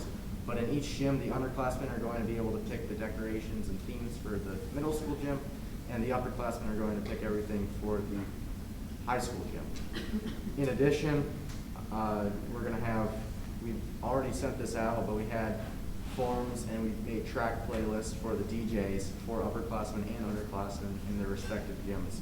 So that's never been done before, where the students get to pick tracks, specific tracks that the students are interested in listening to, and giving that to the DJs so they can play it on the floor. But still, at the same time, nobody's required to go to each dance floor, but they're going to want to, because the songs that they want to hear are being played, and the themes that they wanted to see are being hung up. So there's not a whole lot of heartache in terms of splitting people up. Good. I have a question about the data, the number of positives, the number of quarantine, and the number being tested. Is that being made available for the public to see the numbers? So go ahead. Yes, everything gets reported. There's a New York State report card that all the school data gets reported on. It's often down. That's completely outside our control, but we report all the testing data for faculty and students, and any type of test that we do, and also all the positivity rates get reported by us also. And then just the county reports back on that, like we could look up the Beekmantown numbers versus other schools? Yes. Oh, sorry. For positive tests, I don't know if the students, or excuse me, people with, they call school cases. So if you catch it at a wedding, it's a school case. If you catch it, anywhere, it's a school case. If you are employed at a school or you go to school, it's a school case. They don't care about anything else. But the test, they don't, on the report card, Nick, are they showing the place? I don't know where the test, where you can look that up, I apologize, but we do report it to the state. where that information goes, that's yet to be on my. I think, Are you asking, Cheryl, if like there's a distinction between tests that are done in the school versus tests that are done Yeah, in the community? just the information presented here that we have 11 students and 2 faculty that are positive, we have 100 in quarantine, and, I think that's really information that the community would be interested to know. And I'm just curious if he posted it or if we released it or if it was released somewhere. state report card has the number of positive cases for all the schools, and it's remarkable. One of the things I thought, probably teaching that prior to just last week, Beekmantown was very low compared to many schools that are much smaller than us, and it's also remarkable when you think we were in school, right? And they weren't. Other schools have been schools, or schools that have closed down because of COVID, and our numbers, even with this uptick, we're still pretty low compared to schools that are all the schools around here are smaller than us. We are the largest school, but I think that's why the data is so important. It's just to show like what's been able to be accomplished and how that the data is looking. So, They're not going to distinguish between who is tested in the school and who is tested in the community. right. That's what I was thinking. Anyone else? anything else on homecoming? Anybody apprehensive about it? Kind of speak now, or? Okay. Sounds like you've done your due diligence and you move forward. Good job. Good, all right. Anything else? Anything else on your? Ms. Powell? It's your lucky night, because I don't have much, so. Our big thing in the business office, tax collection ended on 11/1, so we sent all of our information to the county yesterday. It has not been finalized, that's why you don't have it on your reports today. I want to make sure that we agree before I have you guys bless all of that, so you will see it in the December meeting. Everybody's new down at the Clayton County Treasurer's Office, so they're learning along with our new tax collector too. So I'll have all those numbers for you, but the preliminary numbers that we ran yesterday is about a 90% collection rate, which is pretty typical. So we usually range anywhere from 89 to 92%, and I think we were right about 90. So everything was a very typical year for tax collection. So that's about all I've got. Heather, you're up. All right, so this one's sort of for the district. Tomorrow night, the district-wide mega concert is going to be happening. This is typically shorter than normal concerts, but it's larger in scale because there are several different bands throughout the district. You have the elementary band, the Cumberland Penn Elementary Band, middle school, and high school. They're all going to play one song in the high school gym. It's going to spotlight the band and the chorus programs. And the safety capacity limit allows for 2 guests per family member. So the concert is going to be live streamed and accessed via YouTube. It's been put on the district's Facebook page, and it's been sent out through Parent Square. So there should be access for everybody, and the parents of band members get to go and watch it first.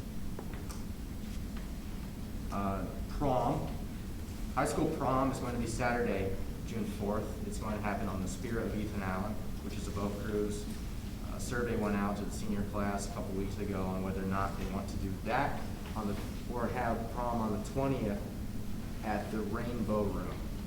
Now, the Rainbow Room had certain restrictions, so the overwhelming majority voted for the Spirit of Ethan Allen. So it's a good thing the senior class approves of that. It's going to be happening in June. There's also several opportunities in the high school for students to experience colleges and career exploration. Students visited SUNY Plattsburgh last week for the Future Educators Day, and also had Plattsburgh Admissions Day on 2 separate occasions. There was also a representative from the National Guard on campus to speak with students in the high school who were interested in the National Guard. SUNY Potsdam and Paul Smith's, as well as City Tech Applied Engineering Program, were stopping in and at the counselor's office, and students were able to go in and talk with them on their programs. That's the high school. Student council, high school student council specifically.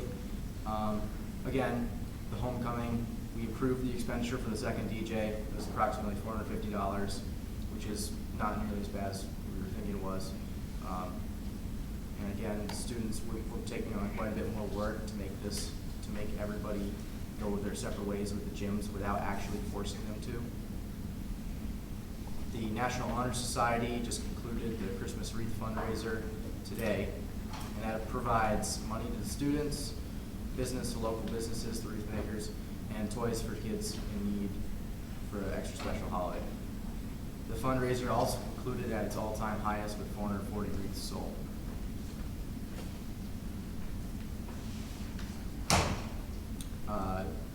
Halloween weekend, the spooktacular event was a huge success. This is the middle schools. There were 150 participants running in the race and more than 40 trunks for the trunk or treat.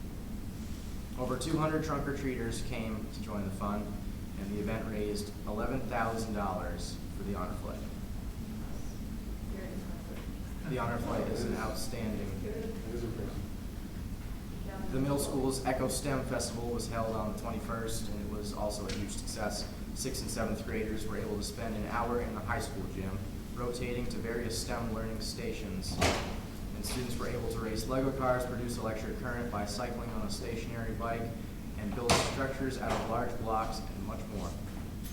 The 8th graders maneuvered drones through an obstacle course with Mr. Yontef, Miss Mallory, and Mr. Stephen outside.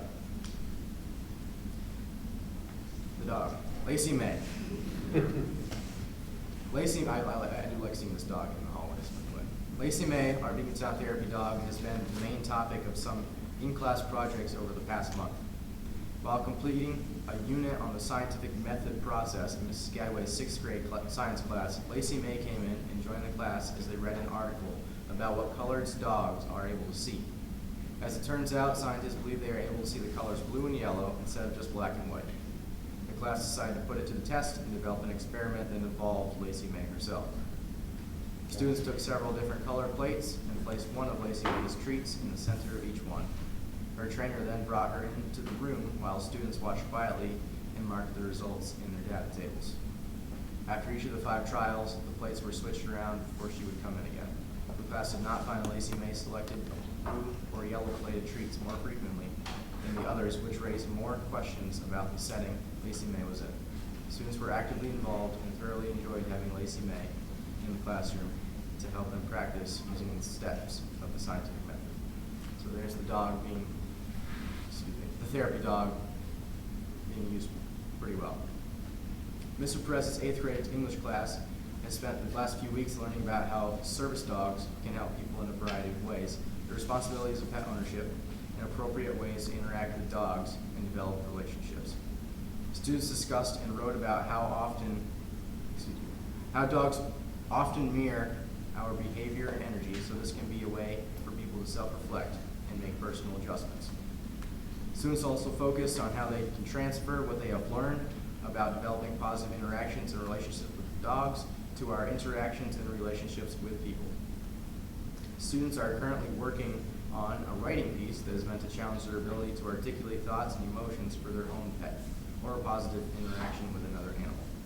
Students have enjoyed and greatly benefited from Friday visits with Mel and Lacey. Lacey's presence in class keeps students' attention and helps bring kindness and sense of calm to our learning environment. Mr. Yontef's project, Lead the Way class, designed automatic treat dispensers for Lacey May. Students worked collaboratively through the design process to provide a way for Lacey May to obtain her treats by pushing a lever or pressing a button. Mrs. Nelson is working collaboratively with CFES fellows to start a BMS student news program. The program will be student-driven, and the first episode is expected to hit the airwaves in December. BMS is fortunate to have Beekmantown High School senior Odin Nelson and student council treasurer Odin Nelson, and Plattsburgh State communication students lending their expertise to the project. Interested 8th grade students will receive a mentor training on November 15th from the CFES fellows. and 8th grade students will serve as mentors for the 6th grade students. The first fall National Junior Honor Society induction ceremony was held on Monday. There were 34 8th grade students selected to be members of NJHS. Ms. Slick did a wonderful job leading the selection process of the candidates, organizing and facilitating the ceremony. Beekmantown Elementary School is quite inviting with the fall art on the walls and feels like quite a warm place to be when you enter the school initially. The students are enjoying having art on a cart and are all thriving. There is a new nurse, Donna Bro, who is fitting in nicely with the BES family. Win time, or what I need time, is still going well.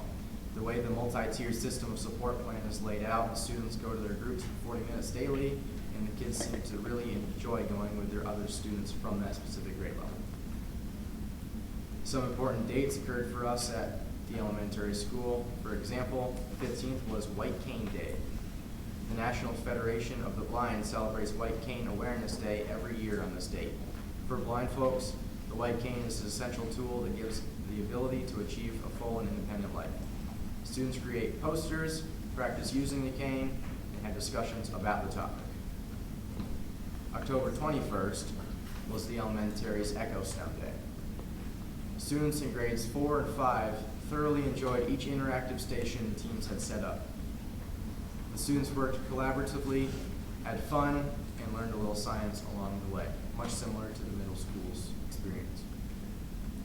Through the PTO and Culture Club, we wore pink on the 22nd in support of breast cancer awareness. And lastly, on October 29th, the kids and some of the adults wore their coolest Halloween costumes to school. The cafeteria gave out free ice cream at lunch, and students had individual classroom celebrations.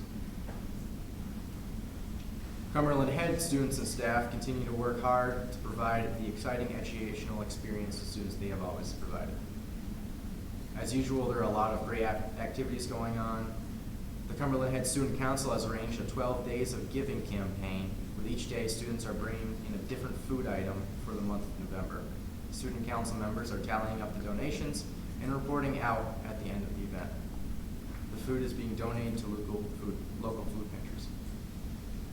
Parent-teacher conferences are also coming up. This year's teachers are offering both in-person and virtual conferences in order to accommodate as many parents and guardians as possible. Conferences will be held on the 22nd and the following morning. This is a great opportunity for students and teachers to collaborate and share ways in which to help students grow academically and socially. Those attending in person will be treated to an art show in the lobby. Cumberland Head art students are preparing projects for this under the direction of our teacher, Mrs. Kessel. School counselors Jamie Niles and Janelle Kingsley have started the after-school counseling Me Too, Managing and Expressing Emotions program.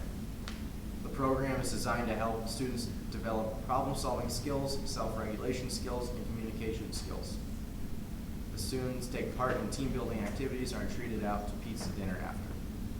The program is scheduled to run for 8 weeks. This program supports students who need extra assistance in these specific areas.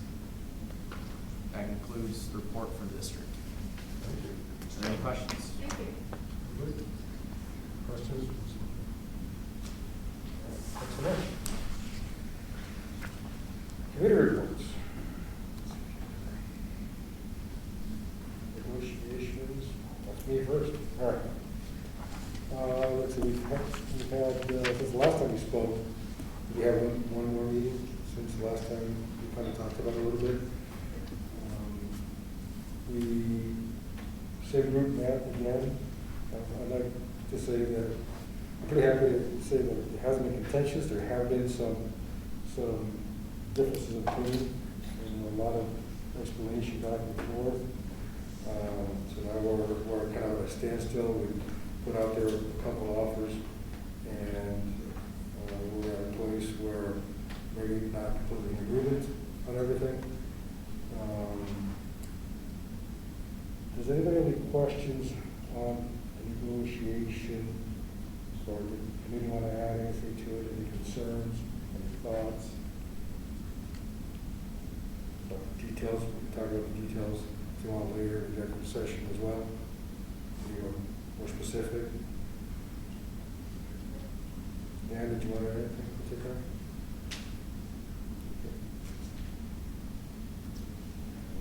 All right. Operations committee.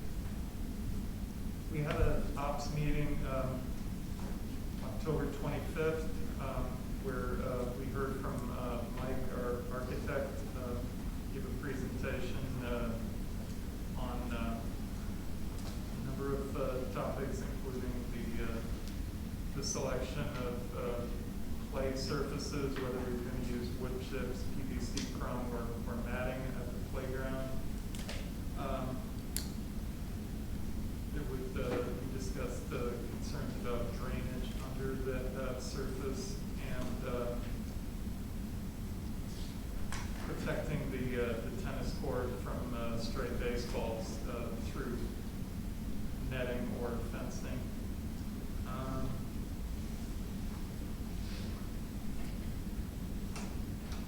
Discussed the use of porta potties at events, took a look at Google Earth aerial of the surrounding area, and talked about how the choice of location could be used to draw people toward the concession stand.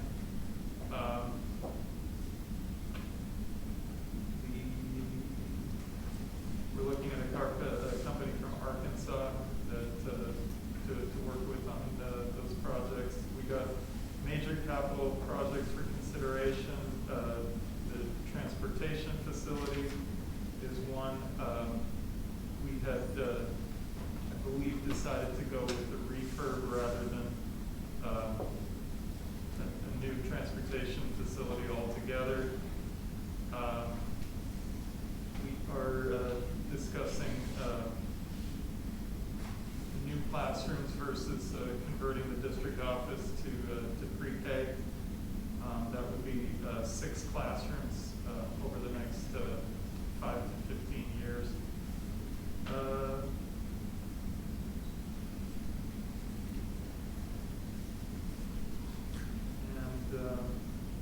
It's looking like a year of design, I believe, with a vote coming up November of 2022 and a proposition before the board in September. Great. Any questions on it? I have a question. The porta potty at the events, was that a consideration for a future capital project, the Induction or the Induction? Check on that. If not, I would like to suggest it. I know Doug sent out an email talking about, if not that, the rent is decent and much cheaper to have out there. Pretty good. You see them kind of look at sporting events. Did you guys talk about that at all? Yeah, there's a pretty good solution that we sourced out of a company from Arkansas that we're working with our architect and engineer on to make a very permanent but easy to clean and a structure that is a bathroom outside that goes right into our septic system, so it doesn't have that pleasure of what's that? Oh, the porta potty? Yeah, they'll be flushing toilets and running water. Yeah, flushing toilets. Maybe if we want it. Right? So it's economical. It's really surprising. We got lucky and through discussions, and now we just got to make sure that our architect can pipe it into our system, and then of course we need the bureaucracy of state ed to approve our ingenious design. So, Where's the location going to be? So probably, it's up to really operations, but probably not where the porta potties are now, but if you looked closer to the building, so between like the building and the tarmac, if you cut that topsoil out and put a pad down, and then you can hook up, there's a grinder pump in underneath, near the wrestling room, So you pipe it into there, and then it can go right into our septic system, and off we go. So they're really good, and they're very inexpensive, believe it or not. I want to just add one thing. We talked about playground, and I think there's been some work internally by some educators, but a staff member responded to one of our ESSER surveys on how it would be better, it would be good use of funds to think about refurbishing the playground surfaces so they can be more inclusive for our blind students, for our students in wheelchairs, for students that may have some type of, maybe their gait isn't, they need an EOT or PT because their gait's not like maybe everybody else's. I'm not sure how to phrase it, but there are surfaces that are more conducive than what we have now. So we are looking at refurbishing our playgrounds and making them more inclusive, and I thought the idea was a great one, presented by one of our staff members.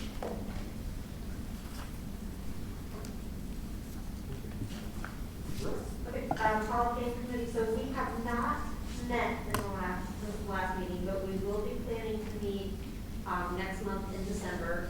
We do need to start taking nominations for the class of 2022. I've got my dates right, so we'll start that process. As far as rescheduling the initial inaugural Hall of Fame event, again, the plan is to still do the same thing with the luncheon, the award ceremony, the social hour, the lottery drawing, but at this point we will be doing that in the spring. Date to be determined, but we will continue to work on that when we meet again next month. Any questions? And are still for sale. It's selling tickets, right? And just to clarify, the hope for that is that to get this Hall of Fame up and running, there was monies from the fund, the Board of Education, to start that, but we're trying to make this event self-sustaining in part through the lottery, but there will also be other types of fundraiser events throughout the year, golf tournaments.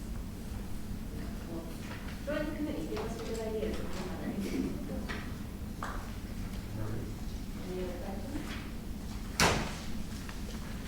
Thank you. Minutes. Resolved that the superintendent of schools recommends the Board of Education to approve the following minutes. Motion. Motion, Bristol. Crystal? Second. Chris? Any discussion? No? All in favor? Aye. Resolution passes. Resolved that the superintendent of schools recommends to the Board of Education to approve the CSC, CPSC, and 504 recommendations dated 11/9/21. Motion? Sharon? I'll second. Chris? Any discussion or questions on it?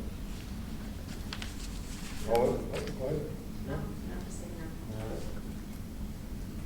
I know that Cheryl has a pleasure of giving a little bit of education on this. Sorry? Did you get a little bit of? I did. It was an excellent tutorial, so I appreciate it very much. All in favor? Aye. Pass. Resolved that the superintendent of schools recommends to the Board of Education that the following resolutions on this consent agenda, appointments, and resignations be hereby approved. Motion, please. Ed? Second. Second, Chairman. Jeremy? Any questions on this consent agenda? There's quite a few things on here, I'm sure you've seen already. And we back to this one. All right. All in favor? Aye. Aye. Resolution passed.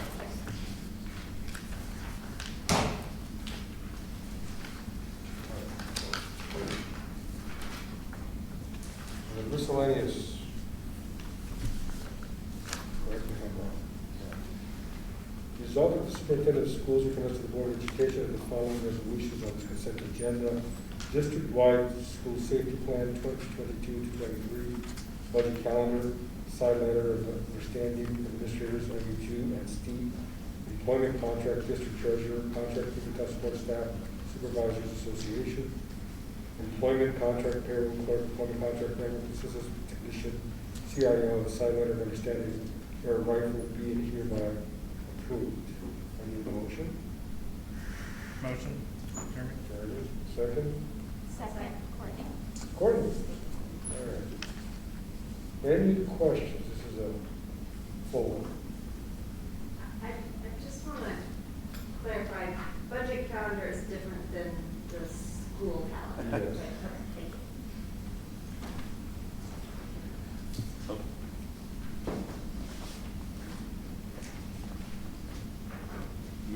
Yes to that question. The budget calendar is a lot different, but the school calendar's coming out soon. And we always say, hey, take a good look, because somebody's going to ask you about these later. And so be aware of that. It's hard because you have only, you think you have all these days to maneuver, you got to get 181 into a very tight window. So there's minimal flexibility, I think. But it's coming out, and we'll go through those with you. Well, there was one in the portal, Wishy-Washies. So the Wishy-Bosies has adopted a draft calendar, and, you know, they plug in the holidays, and these are the things that, you know, just get Regents Days and everything else. So I took that one because ours is gonna be, I mean, it's the same calendar, right, same days. So ours will be very similar to even theirs. So we get the calendar from CBS as well. I have that meeting tomorrow, so if you have anything you need to address, let me know if you haven't already. No, I think everybody knows, like, you can't go past a rating day. People look at all these days and they say, well, why aren't we doing this, and why aren't we doing that, and why aren't we doing this? Because you can't, most of them because you can't. So, Small window. you're threading the needle from September 1st to Regents rating days. I want to make sure that this is that. Okay. Any other questions on any other items? All in favor? Aye. Aye. Motion passes.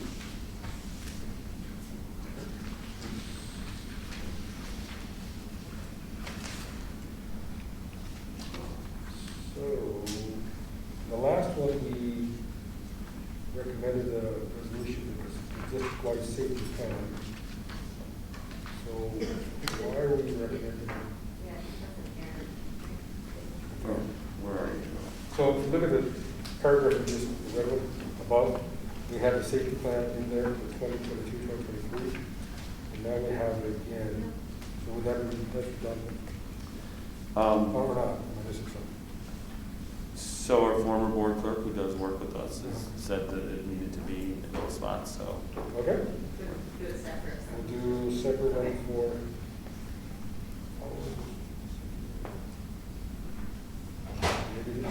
Maybe the state requires it to be a separate item. Resolved that the superintendent of school recommends to the Board of Education that the district-wide school safety plan be and is hereby adopted. Okay, so it wants to adopt and wants to have it looked at. All right, motion? I'll motion. Crystal? Who seconded it? Sure. Sure. Sorry. Any questions on the safety plan? No, we'll just say there wasn't any questions Okay. from the community either prior to today's meeting. All in favor? Aye. Aye. Passed. All right, budget calendar. We did that. Yeah. That was part of the consent agenda.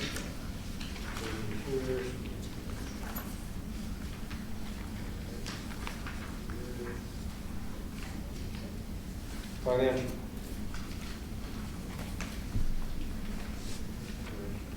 Resolved that the schools recommend to the Board of Education the following resolution as consent agenda. Transfers of acceptance of grants to and are hereby approved. This is a roll call vote. I need a motion first, though. Motion? Jeremy, motion. Second. Cheryl. Cheryl. Second. Any discussion on any of the financial reports?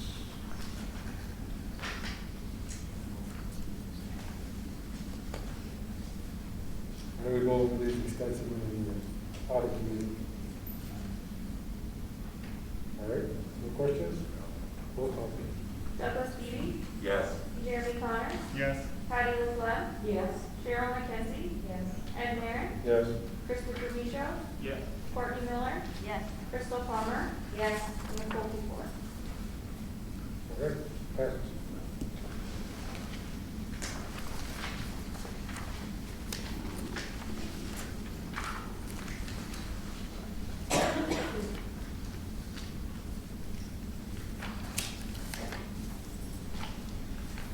Additional items. First one is the calendar, which we already talked about. Right. So we're going to do that one. Sorry, jumped the gun. That's all right. Testing, these are good with the testing with the next, Correct. like we talked about. Vaccination was included in that. No. Vaccination clinics isn't important. Let's just pause for a Okay. second. Yep. So, there was some discussion previously about having vaccination clinics for adults here. I think some thought process was the base was working fine, one over here, another was location. Some people were opposed to vaccines at the time, maybe they still are, I'm not sure. We did suggest having a vaccination clinic at the fire station, and the health department said they could never pull that off.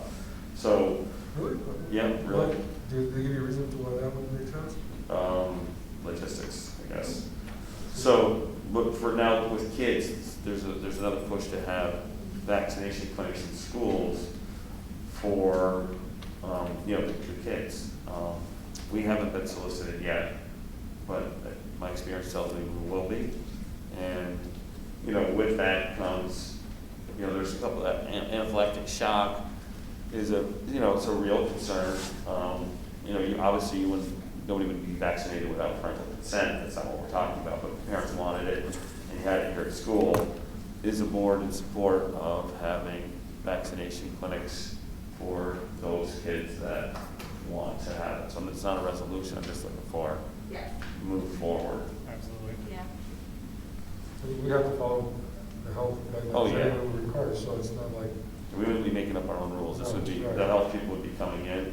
You just saw, we said a flu clinic here was the best they ever had. What Mr. Bosley said is a set record or something, which was really great.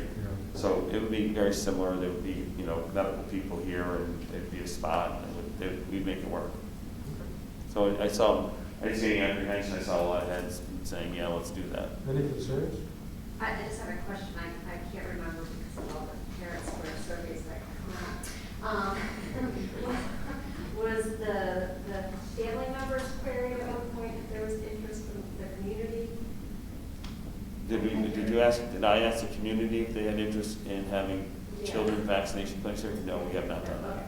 Because we can say, yes, we support it, but Yeah. I mean, I think it might be, particularly now, it wouldn't be a bad idea to ask. I think a lot of parents would be, because really it's hard to find a local place. yeah. Or they may not be Spending aware of my it. lunch hour looking for Walgreens. I managed to secure the first day, and all my friends are super jealous. Just ask them, I make them more aware that it's going to be available too. Right. I know state ed is coming, or not state ed, state health department is coming into Plattsburgh and going to set up shop, I think, in the PHS parking lot and have boosters and child vaccines and all that within the month. But if they do, how about this? If we can't get something out to the public, we have kind of a soft board authorization here. And if we can get something out before they knock on our door, we will to the public and say, hey, this is coming, do you support it? Is that really what you want to know? Right. Okay. Okay. Anything else on vaccinations? No. NISBA, this was Papa Donner, last 2 weeks ago. So I did this year the NISBA conference was online, so participated with a business meeting. A lot of resolutions on there that affect education, pushing forward for legislation. That was interesting. I sent out, I also attended the law conference. Those are two different days. Also sent out a link to all of you if you want to watch it. Really fascinating.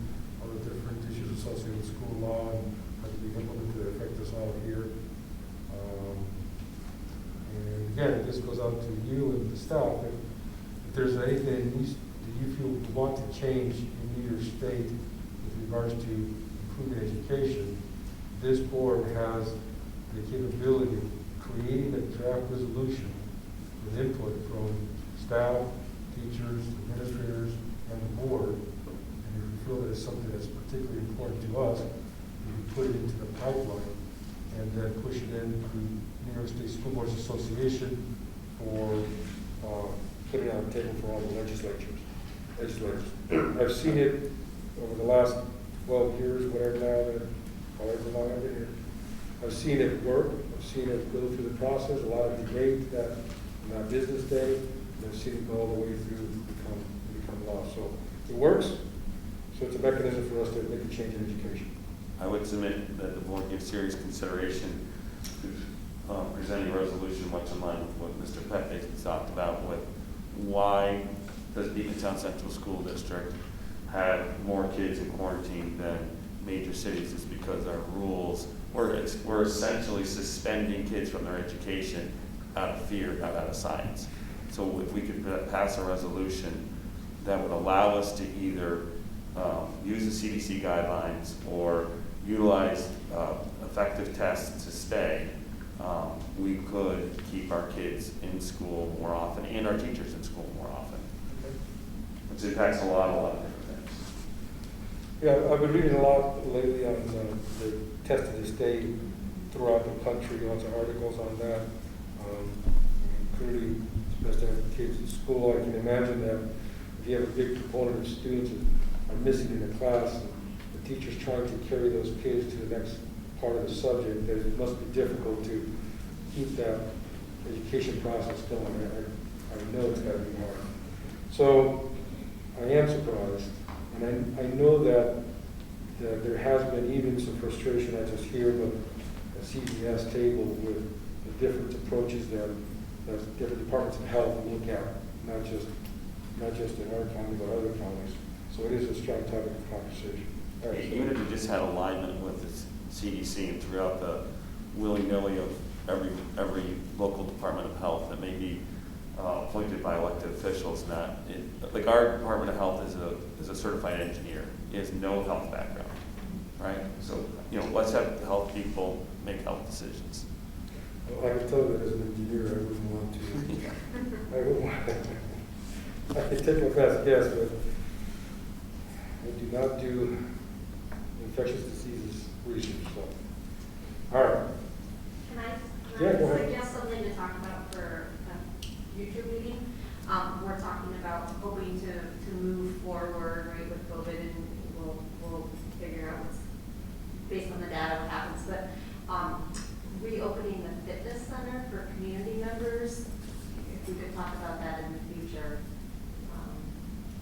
try to keep our community healthy. So that is in process, and maybe that we could do that first with reopening to get the ball rolling and then bring it back here. Yeah, definitely. Since you brought it up, if anybody has any other items you want to discuss, or you think about it throughout between now and the next board meeting, just send me a note. And we'll try to, if we have time, try to put it in, or at least it gives us enough heads up that, like even after the two presentations that we just had, that if we want to have more detailed information, it gives some time for the staff to be able to come back with better information for us. All right.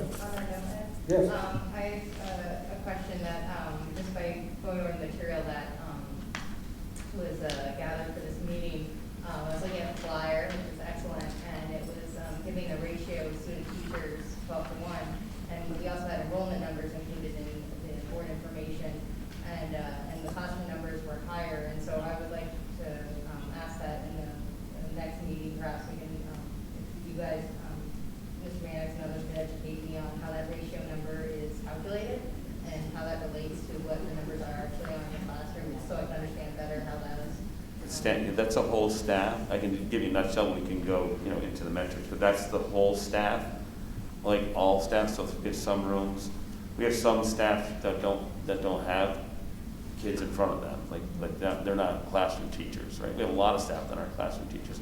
We have other classrooms where they may have 2 staff in there. We have other classrooms that may have 3. We have one room that has like 3 students in there, 4 adults, I think.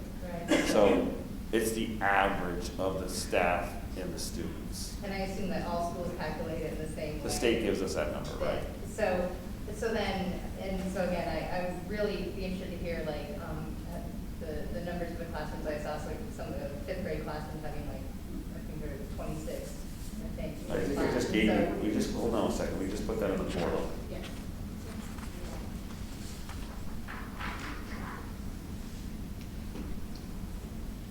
So 21 at one school and 25 at the other school. That's the highest number on the chart is 25. The state average is 24. Yep. Okay. So I So see. is that the threshold, like, and again, we can save this for the next meeting, but I would just love to be educated more on like the decisions on like, you know, what triggers are like, oh, we need another teacher because this class is getting too big. Is it 24, is it 25, is it 30, what is that? Okay, and you have this. Yes, I have the numbers, so. The state has the website, the report card thing where you can click on your school and compare it to special ed, not general ed, different grades, demographics, compare it to our local region, our county, our state, the rest of the country. And it's really interesting to look at that.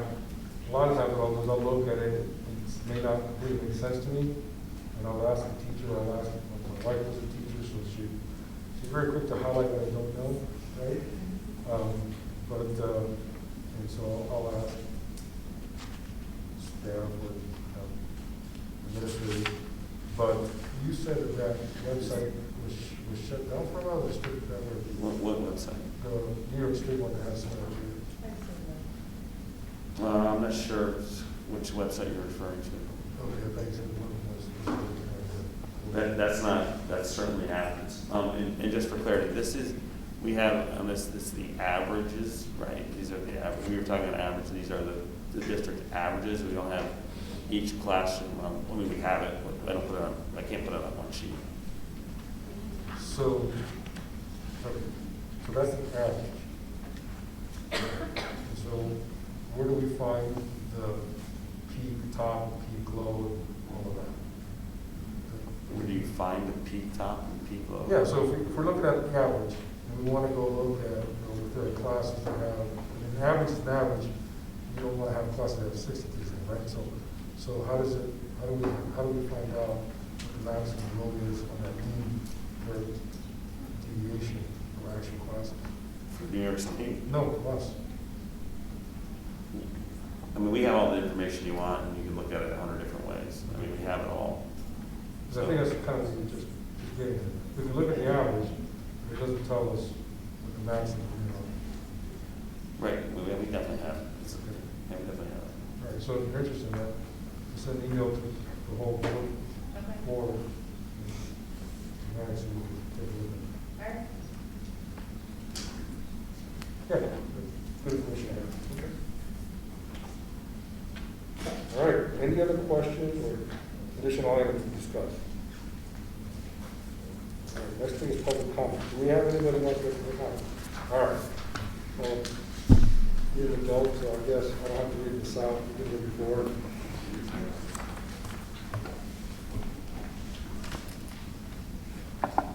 Mr. Lofty, do you have a written statement you want to share with us, or is this Just something I was writing as I was. Okay.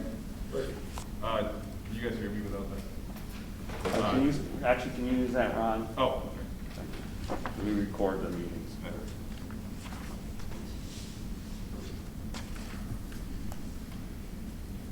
You just need the green button. You hit the mute button and the green. Chat. So there's a delay on it. Is it green button? Is it green light on? It says Group 5, Channel 8. You're good. And for consistency, since we always ask people to state their name. My name is Ron Moss. I'm the PTA president. I also teach forensic science and biology through Syracuse here. Before I read what I wrote, I'd like you to know that we're all on board with you talking to the public health department. I've done it before. Science doesn't stop at Essex County, but it seems to when it comes to them. So what we can do to help you with that, we're all for. As far as negotiations, I agree with President Marin. Negotiations, for the most part, have not been contentious, but I would have to say they've been disappointing. Is there? I pick this up. Yeah. Thanks. Recently, our NICE at LRS reached out to Mr. Brock and to see if we could meet with him and the superintendent, just as an unofficial, nothing binding, but to try to get things back on track. And that didn't go well because we didn't get a response. I don't know if he and Mr. Brock couldn't get together, but that adds to disappointment. To start a normal school year without a contract is hard enough. Doing it now, even worse. We're all here tonight to show how, we're here in solidarity. We'd like to get back on track. However, we've moved. We see movement in the BTA through our negotiations. We thought we offered something at the end that would take care of the elementary issue with the numbers as well as everything else, and we were refused. And with that, we have no other course or recourse right now than to declare impasse. And that's what we are filing papers for, impasse. I just thought the board needed to know that. We're all here away from our families. We're here every day doing the job. But I really have to say I'm disappointed, and I've tried to share that before. We stepped up. We did everything that we could possibly do during the hard time, and we're not feeling very valued with that. And that's a harsh reality for us. Could you clarify the basis of the disappointment that you're talking about? Sure. Because not every board member, we try our best to communicate to them the sentiment. Sure. We for years we have been trying to get the numbers for elementary. We try to lower them, but we would like just locked in numbers so that you have a class of 25. We don't want more in there. You ask what triggered that or triggers that? We don't know, because it says you can have this many, but then it's educationally unsound. We don't know what that means. And you wind up with 27 in a class. I don't think I could do that. I teach high school. I look at those little kids. They're cute, but I had them. You've asked us to do 6 periods. You want more out of us, but you say that's a priority, but your numbers don't say that's a priority. What numbers? You offered us a 4% increase. 4.25. 4.25. For 4 years. We're already at 2.08 this year. And then you offered us a contract without that for 3. So that tells me 6 period is only worth 1.25% increase for you. At the same time, we asked you why you wanted a 6 period, and that was to lower class size and to offer new material. You won't lower the elementary, but you want to lower the high school and middle school.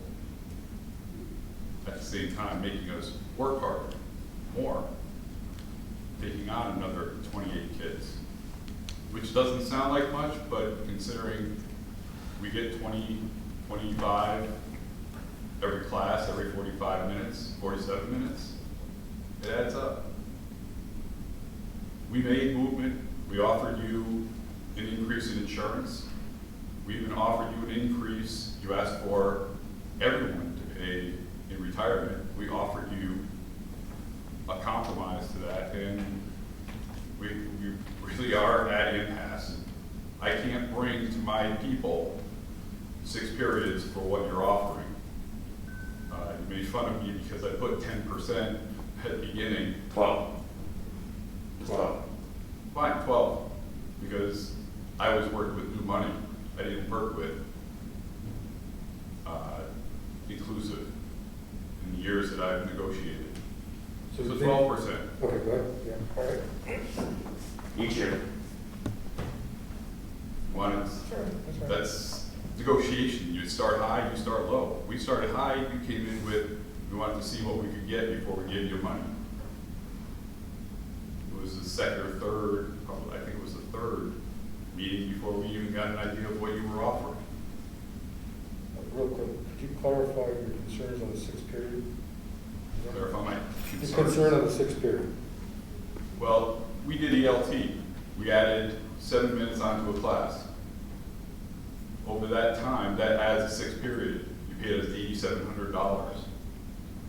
Okay, now, right now, you don't have ELT. Going forward, what is your concern with the sixth period? You're taking away a prep period from us and expecting more of us. For everyone. You haven't made that clear. Because one day it was everyone, other days it's not. It splits my union. Elementary isn't adding another hour on. There are major concerns there. Sure. Are you saying we proposed adding an hour on elementary? I don't understand what you're saying. No, I'm saying you didn't. So my elementary people were like, hey, yeah, high school and middle school are gonna work harder. We work hard, they should. It's,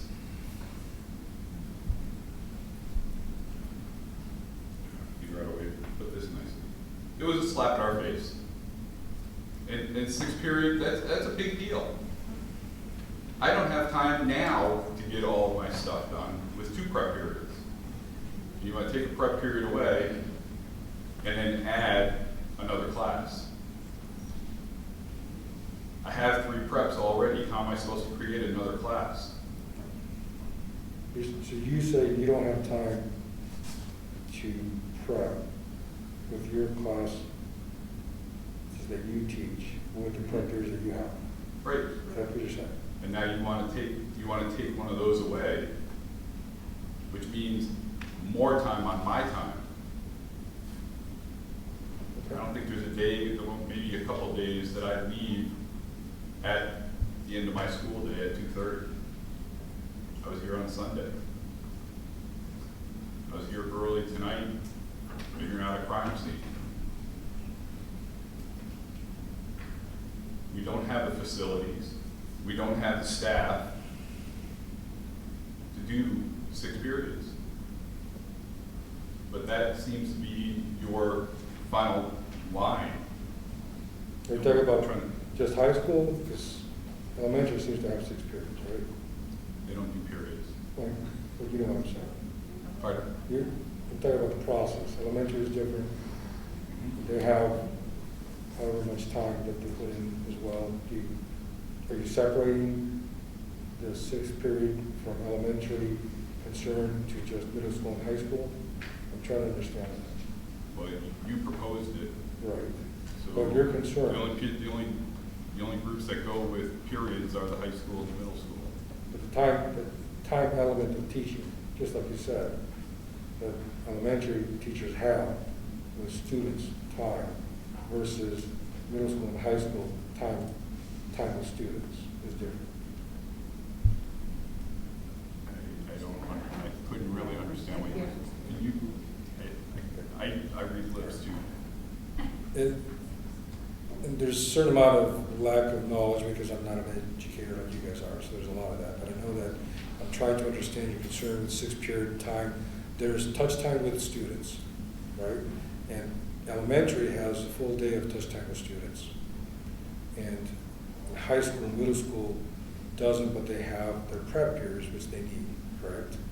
So are you... Elementary does get a prep period. We tried to get them another prep period. Exactly. So there's a difference in the amount of touch time, essentially, or present time with students. But the elementary does have that, but you're concerned that high school, middle school can't do what the elementary does? They're not comparable. Okay. So that's important to understand for the board. Yeah, they're not I mean, I get another 28 kids, they have their kids. And they're doing different things with them at different times. Okay. Every 47 minutes, I get new kids. I get a new class. Sure. I take the weekend to get ready for 3 different classes that have, right now, college credits attached to them. High school, they're also preparing for the Regents test, and that's not to say elementary doesn't have testing, but they're 2 different animals, and that's the problem with how things work in elementary and high school. Good. I'm giving you an opportunity to explain the differences because it's important for the board to understand the challenges, the differences that we don't understand. So it's good. I appreciate it. I guess part of it is we never got a clear vision of why you wanted 6 period. You kind of married yourself to 6 periods, but we never got a clear vision because in the same night you shot down our proposal to lower the threshold for classes in the elementary. But then and I said it to you, you just told me no on elementary for lowering class sizes, but you want to lower my class sizes. I didn't hear anybody tell you no, because we're not negotiating right now, Ron. I don't want to negotiate right now, but I don't make these things up. Well, I thought you said right now. All right, so let's hold on. Here's how I want to do this. Public statement. Go ahead and finish your concerns, and then. I'm done. We are declaring impasse. We are filing the papers. We said that after the last meeting, so I mean, this is important for everybody to know. I grant that, and we're going into executive session after that. After this, but you're right. We declare impasse. So thank you. So just one piece of. Okay, good. So we did meet. We put out an email to the BTA in February to start meeting and negotiating, and there was no response for months. In February of this past year, yeah. And so we met 2 times before the school year, I believe. One of them was about a 5-minute meeting. You guys walked out of both meetings. You were about 12% each year for 4 years. There was an awesome conversation in one meeting. We did sit here and listen to you and your position on why you deserve 12% for 4 years. We dropped 12% that first time. No, it was the third time. We did. No. It was the first meeting when you said 12%. So I didn't interrupt you. So we have met a total of 5 times. We would have loved to have met 5 times by March. So I get it's disappointing. We share the disappointment. We can continue to meet, but we don't seem to have the movement that negotiation brings, traditional negotiation brings. So we're hoping that a mediator can bring the sides together. That's the hope. Where did you not see movement for us? And we did drop 12%. When you said, you realize that's 12%, we came down with 4. We came down 4%. So right away. Quick question. So the first time we met was when? I don't have the dates because this is. Well, here's the problem. I didn't didn't start until January. I'm asking a question. I have a phone. So approximately when was the first time we met? I don't want to give a date. Do you remember? Summer, I think? It was over, but I don't have the date. I don't want to say it. Anyway, so an email was sent out in February.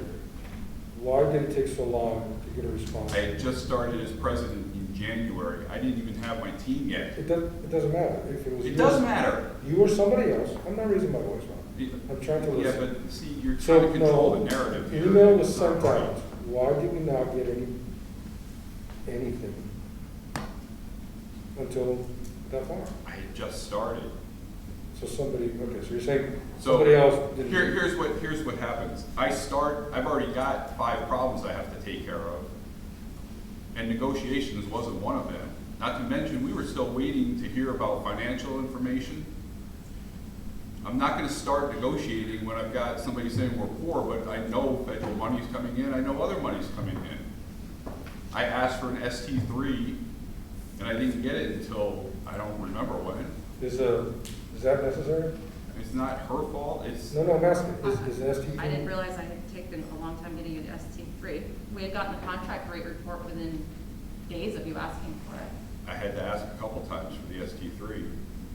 Okay, so, all right, It's my fault. if you don't mind, I'm I'm gonna. not trying to blame you. No, I get this, and I'm glad to have a conversation for all of us to come to terms. I like it, and I want to preface my statement with this. And I want the community of educators to be clear on this. Those of us on the board, and I'll speak for myself because I can only speak for myself. I think we all make decisions as a board, but I personally can only speak for myself. As you know, many of you know my background. My personal perspective on educators is extremely high.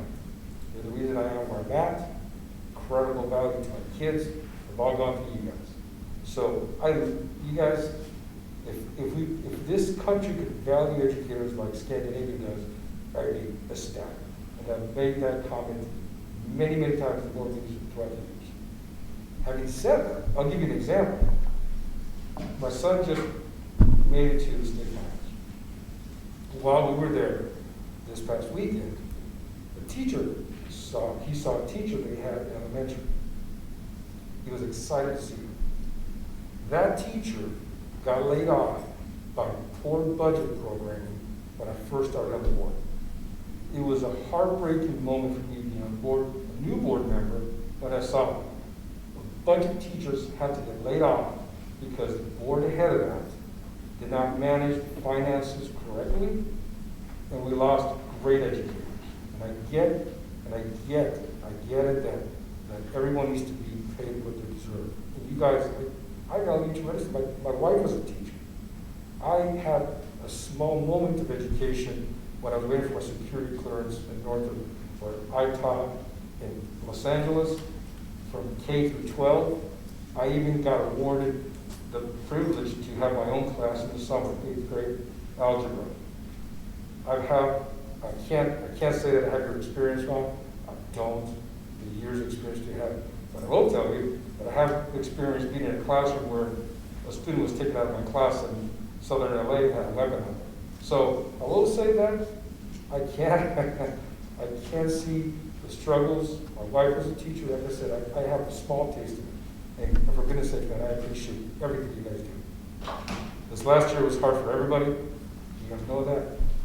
For us as well as parents. So I personally would love to give as much as we can to you as educators. We, as a governing body and a responsible institution, have to make sure that we can afford that. The last thing I want is to have us go through a budget process that the community says we haven't had raises in 2% in 4 years in the community, and now they want 10%, and they get shot down, and then we are laying off teachers like happened before. God forbid that. Not what I want. So I'll tell you that my perspective of this board is that we value the teachers from what I've seen. I don't know if anybody else has it. No one's here like some people in the community that just want to do damage to teachers. All right? That's the sentiment that's here. All right? And if anybody else wants to step in and disagree with me, go ahead. That's my diatribe. All right? But I will clarify that the law allows me to talk about in public some of the things that you mentioned yourself, right? For whatever reason you felt it necessary or strategically valuing putting out a 12% raise, which really, come on. I don't think that anybody's going to take that seriously, and I hope that I don't believe that that's something serious coming out of it. 12%, if we put that out into the community, you're going to have an incredible layoff. Not just because that's something no one's going to accept, and you know that. But if they do accept it, can you imagine what that's going to do to you? If we pull out to a 12%, how many people are going to have to get laid off? I mean, think about that. You're worried about class sizes and kids in your classes. And so now you're going to want us lay off a bunch of people, and then your class sizes are going to go up, number one. all right? They came out and gave you two options, you're right. One was 3%, and the other one was 4.25, and they had to do with the sixth period issue. Now, be careful with how we present conversations, Ron, because the intent of the sixth period is not to make all of you who already work hard, and I see that, to work hard. No. Everything that we do from ELT or ELO is about giving kids opportunities, right? That's what it's about. So, Dan, could you clarify the intent of the sixth period? The intent of the sixth period, as we've articulated every time it's been brought to the BTA, is to have more offerings for our students. We have great offerings right now. We want to have more offerings for our students. And the ancillary benefit is, there is an ancillary benefit, and that would, the kids stay the same. The math is simple on this. It would lower class size as well. But it is essentially to really have more offerings for our students, a richer school district with our educational offerings. And I don't know if it's been said to everybody, we were willing to state that it would never lead to layoffs, and it would never negatively impact bargaining unit Right, members. that was one of the concerns that you aptly presented, was that there was a perception that maybe it could be used to reducing staffing size, right? And that's furthest from the truth. No, we don't want to. We want more. We're already trying to push the envelope so that we're the best institution in the North Country, which I believe we are. And we have been coming here in a while. And we're trying to push the compensation to make sure we keep that. And I'm okay with that. But the sixth period is not a mechanism to get rid of. We don't want lower class sizes. Every study out there is specifically talks about, less people, less kids in the class, better education you get. We know it. So, any concern about sixth grade, I hope this clarifies it. Because we were willing to put in the contract, and we said that at the negotiations, that we're willing to put in the contract that it would not affect a layoff by adding the sixth period so you can lay off some of the improvements. Do you remember that? Mm-hmm. Okay, so that's clear. All right. So those two, so that little sixth period thing alone is the difference between 3 and 4.25 that you're choosing not to take. And even though 4.25, I have to tell you that a lot of community members may not be too excited about. But you know what? We value you. We're willing to take that risk because we think you're important for 4.25 for that 1/6 period. Now, I don't know if that's completely clear to everybody, but it's not bringing the sixth period for everyone and then get rid of it. Is there anyone else on the board committee that wants to have clarification, wants to add something to it? Have I misrepresented our meetings at all? Is there anything that I'm going to miss on?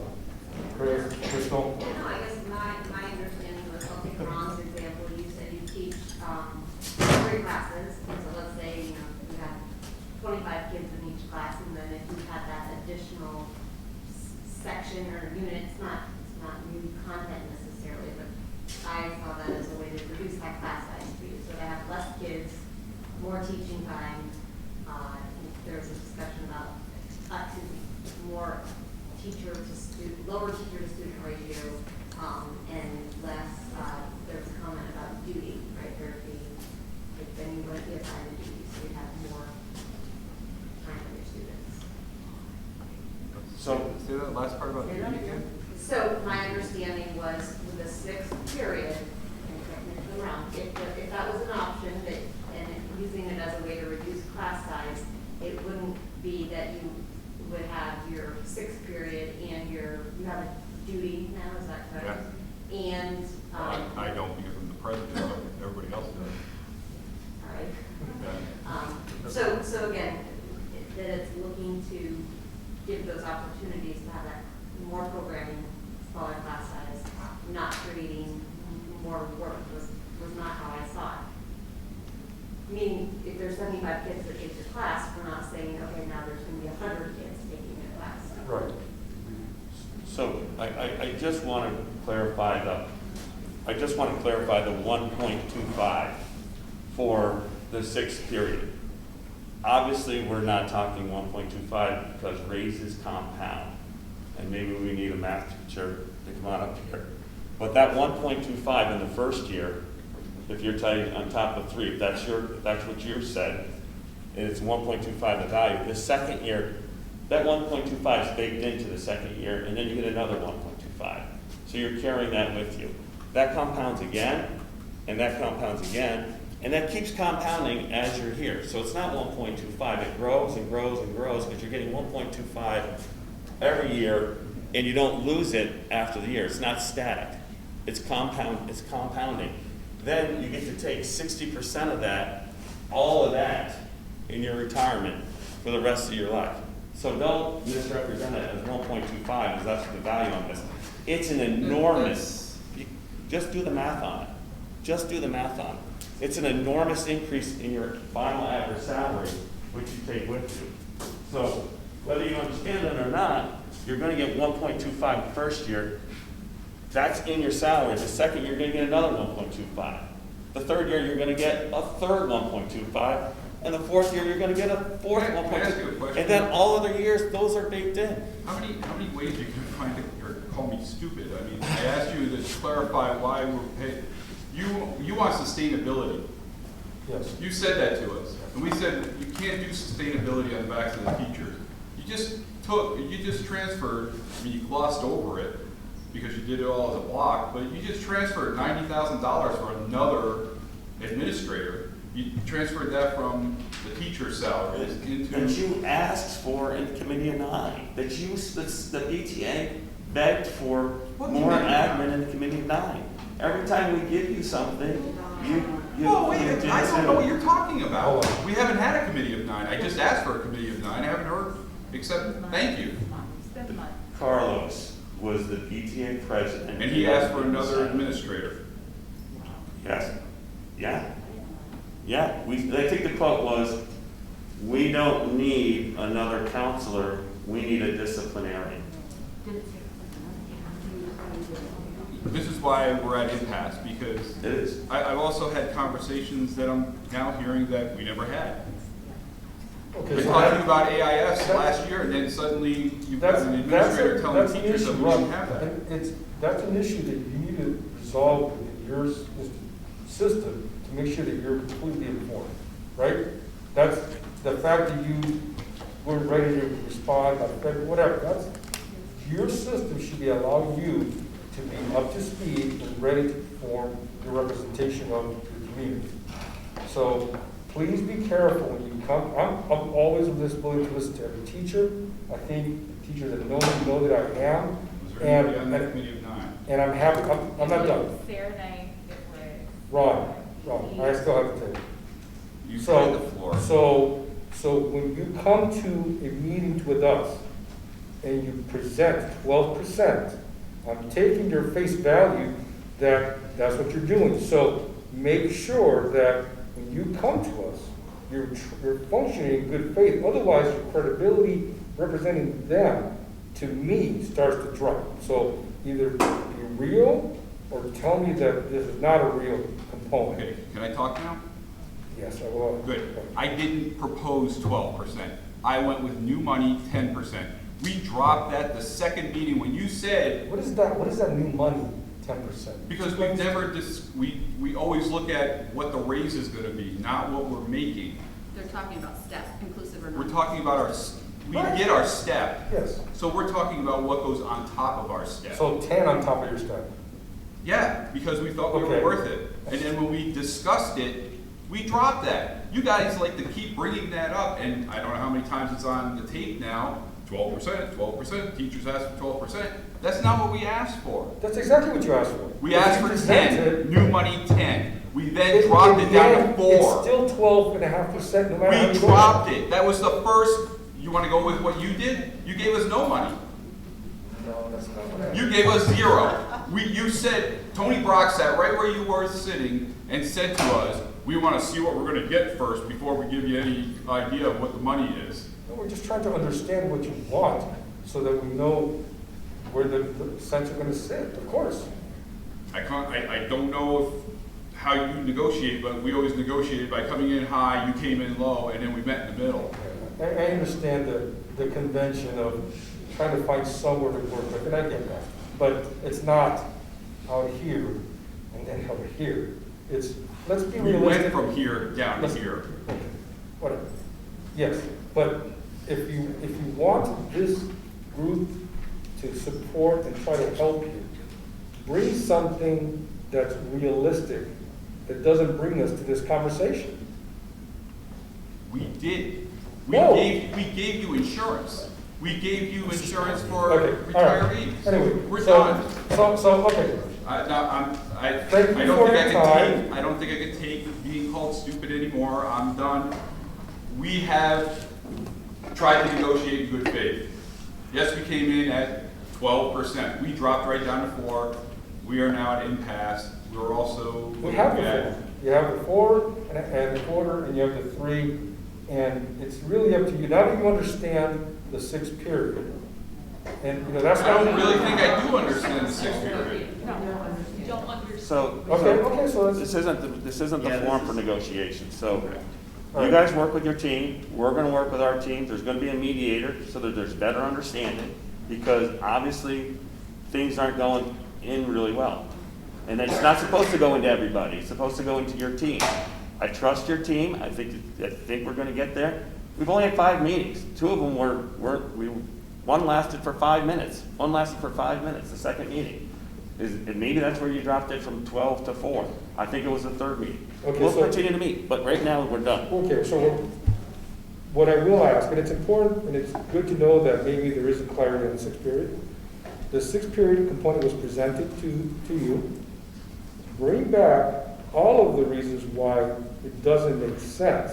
Now, we've asked for that already. So, but clearly it's not made sense. So maybe that's on our side, that we haven't done a good job of explaining it. Or maybe, you know what? I'm not a professional.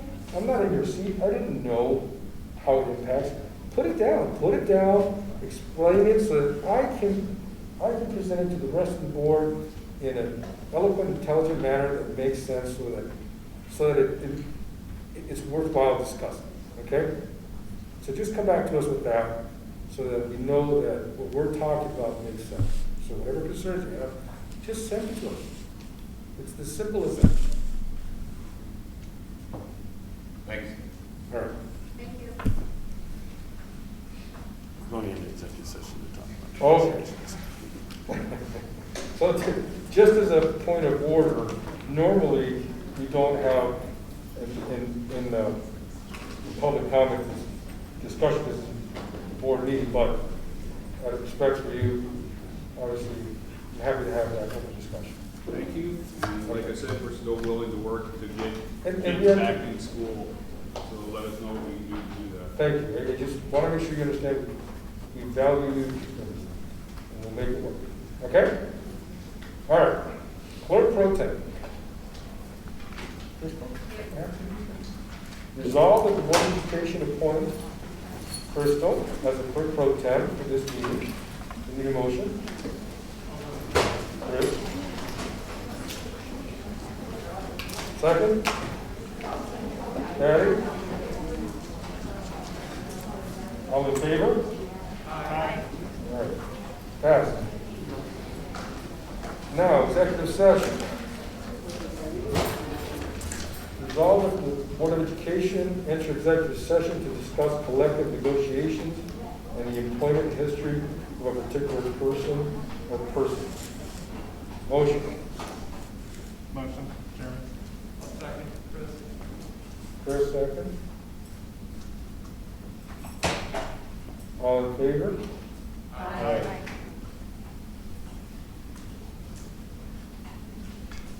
All right, and then we'll come back, we will make decisions for regular session, so there's no voting. All right? So, executive session is 9:07.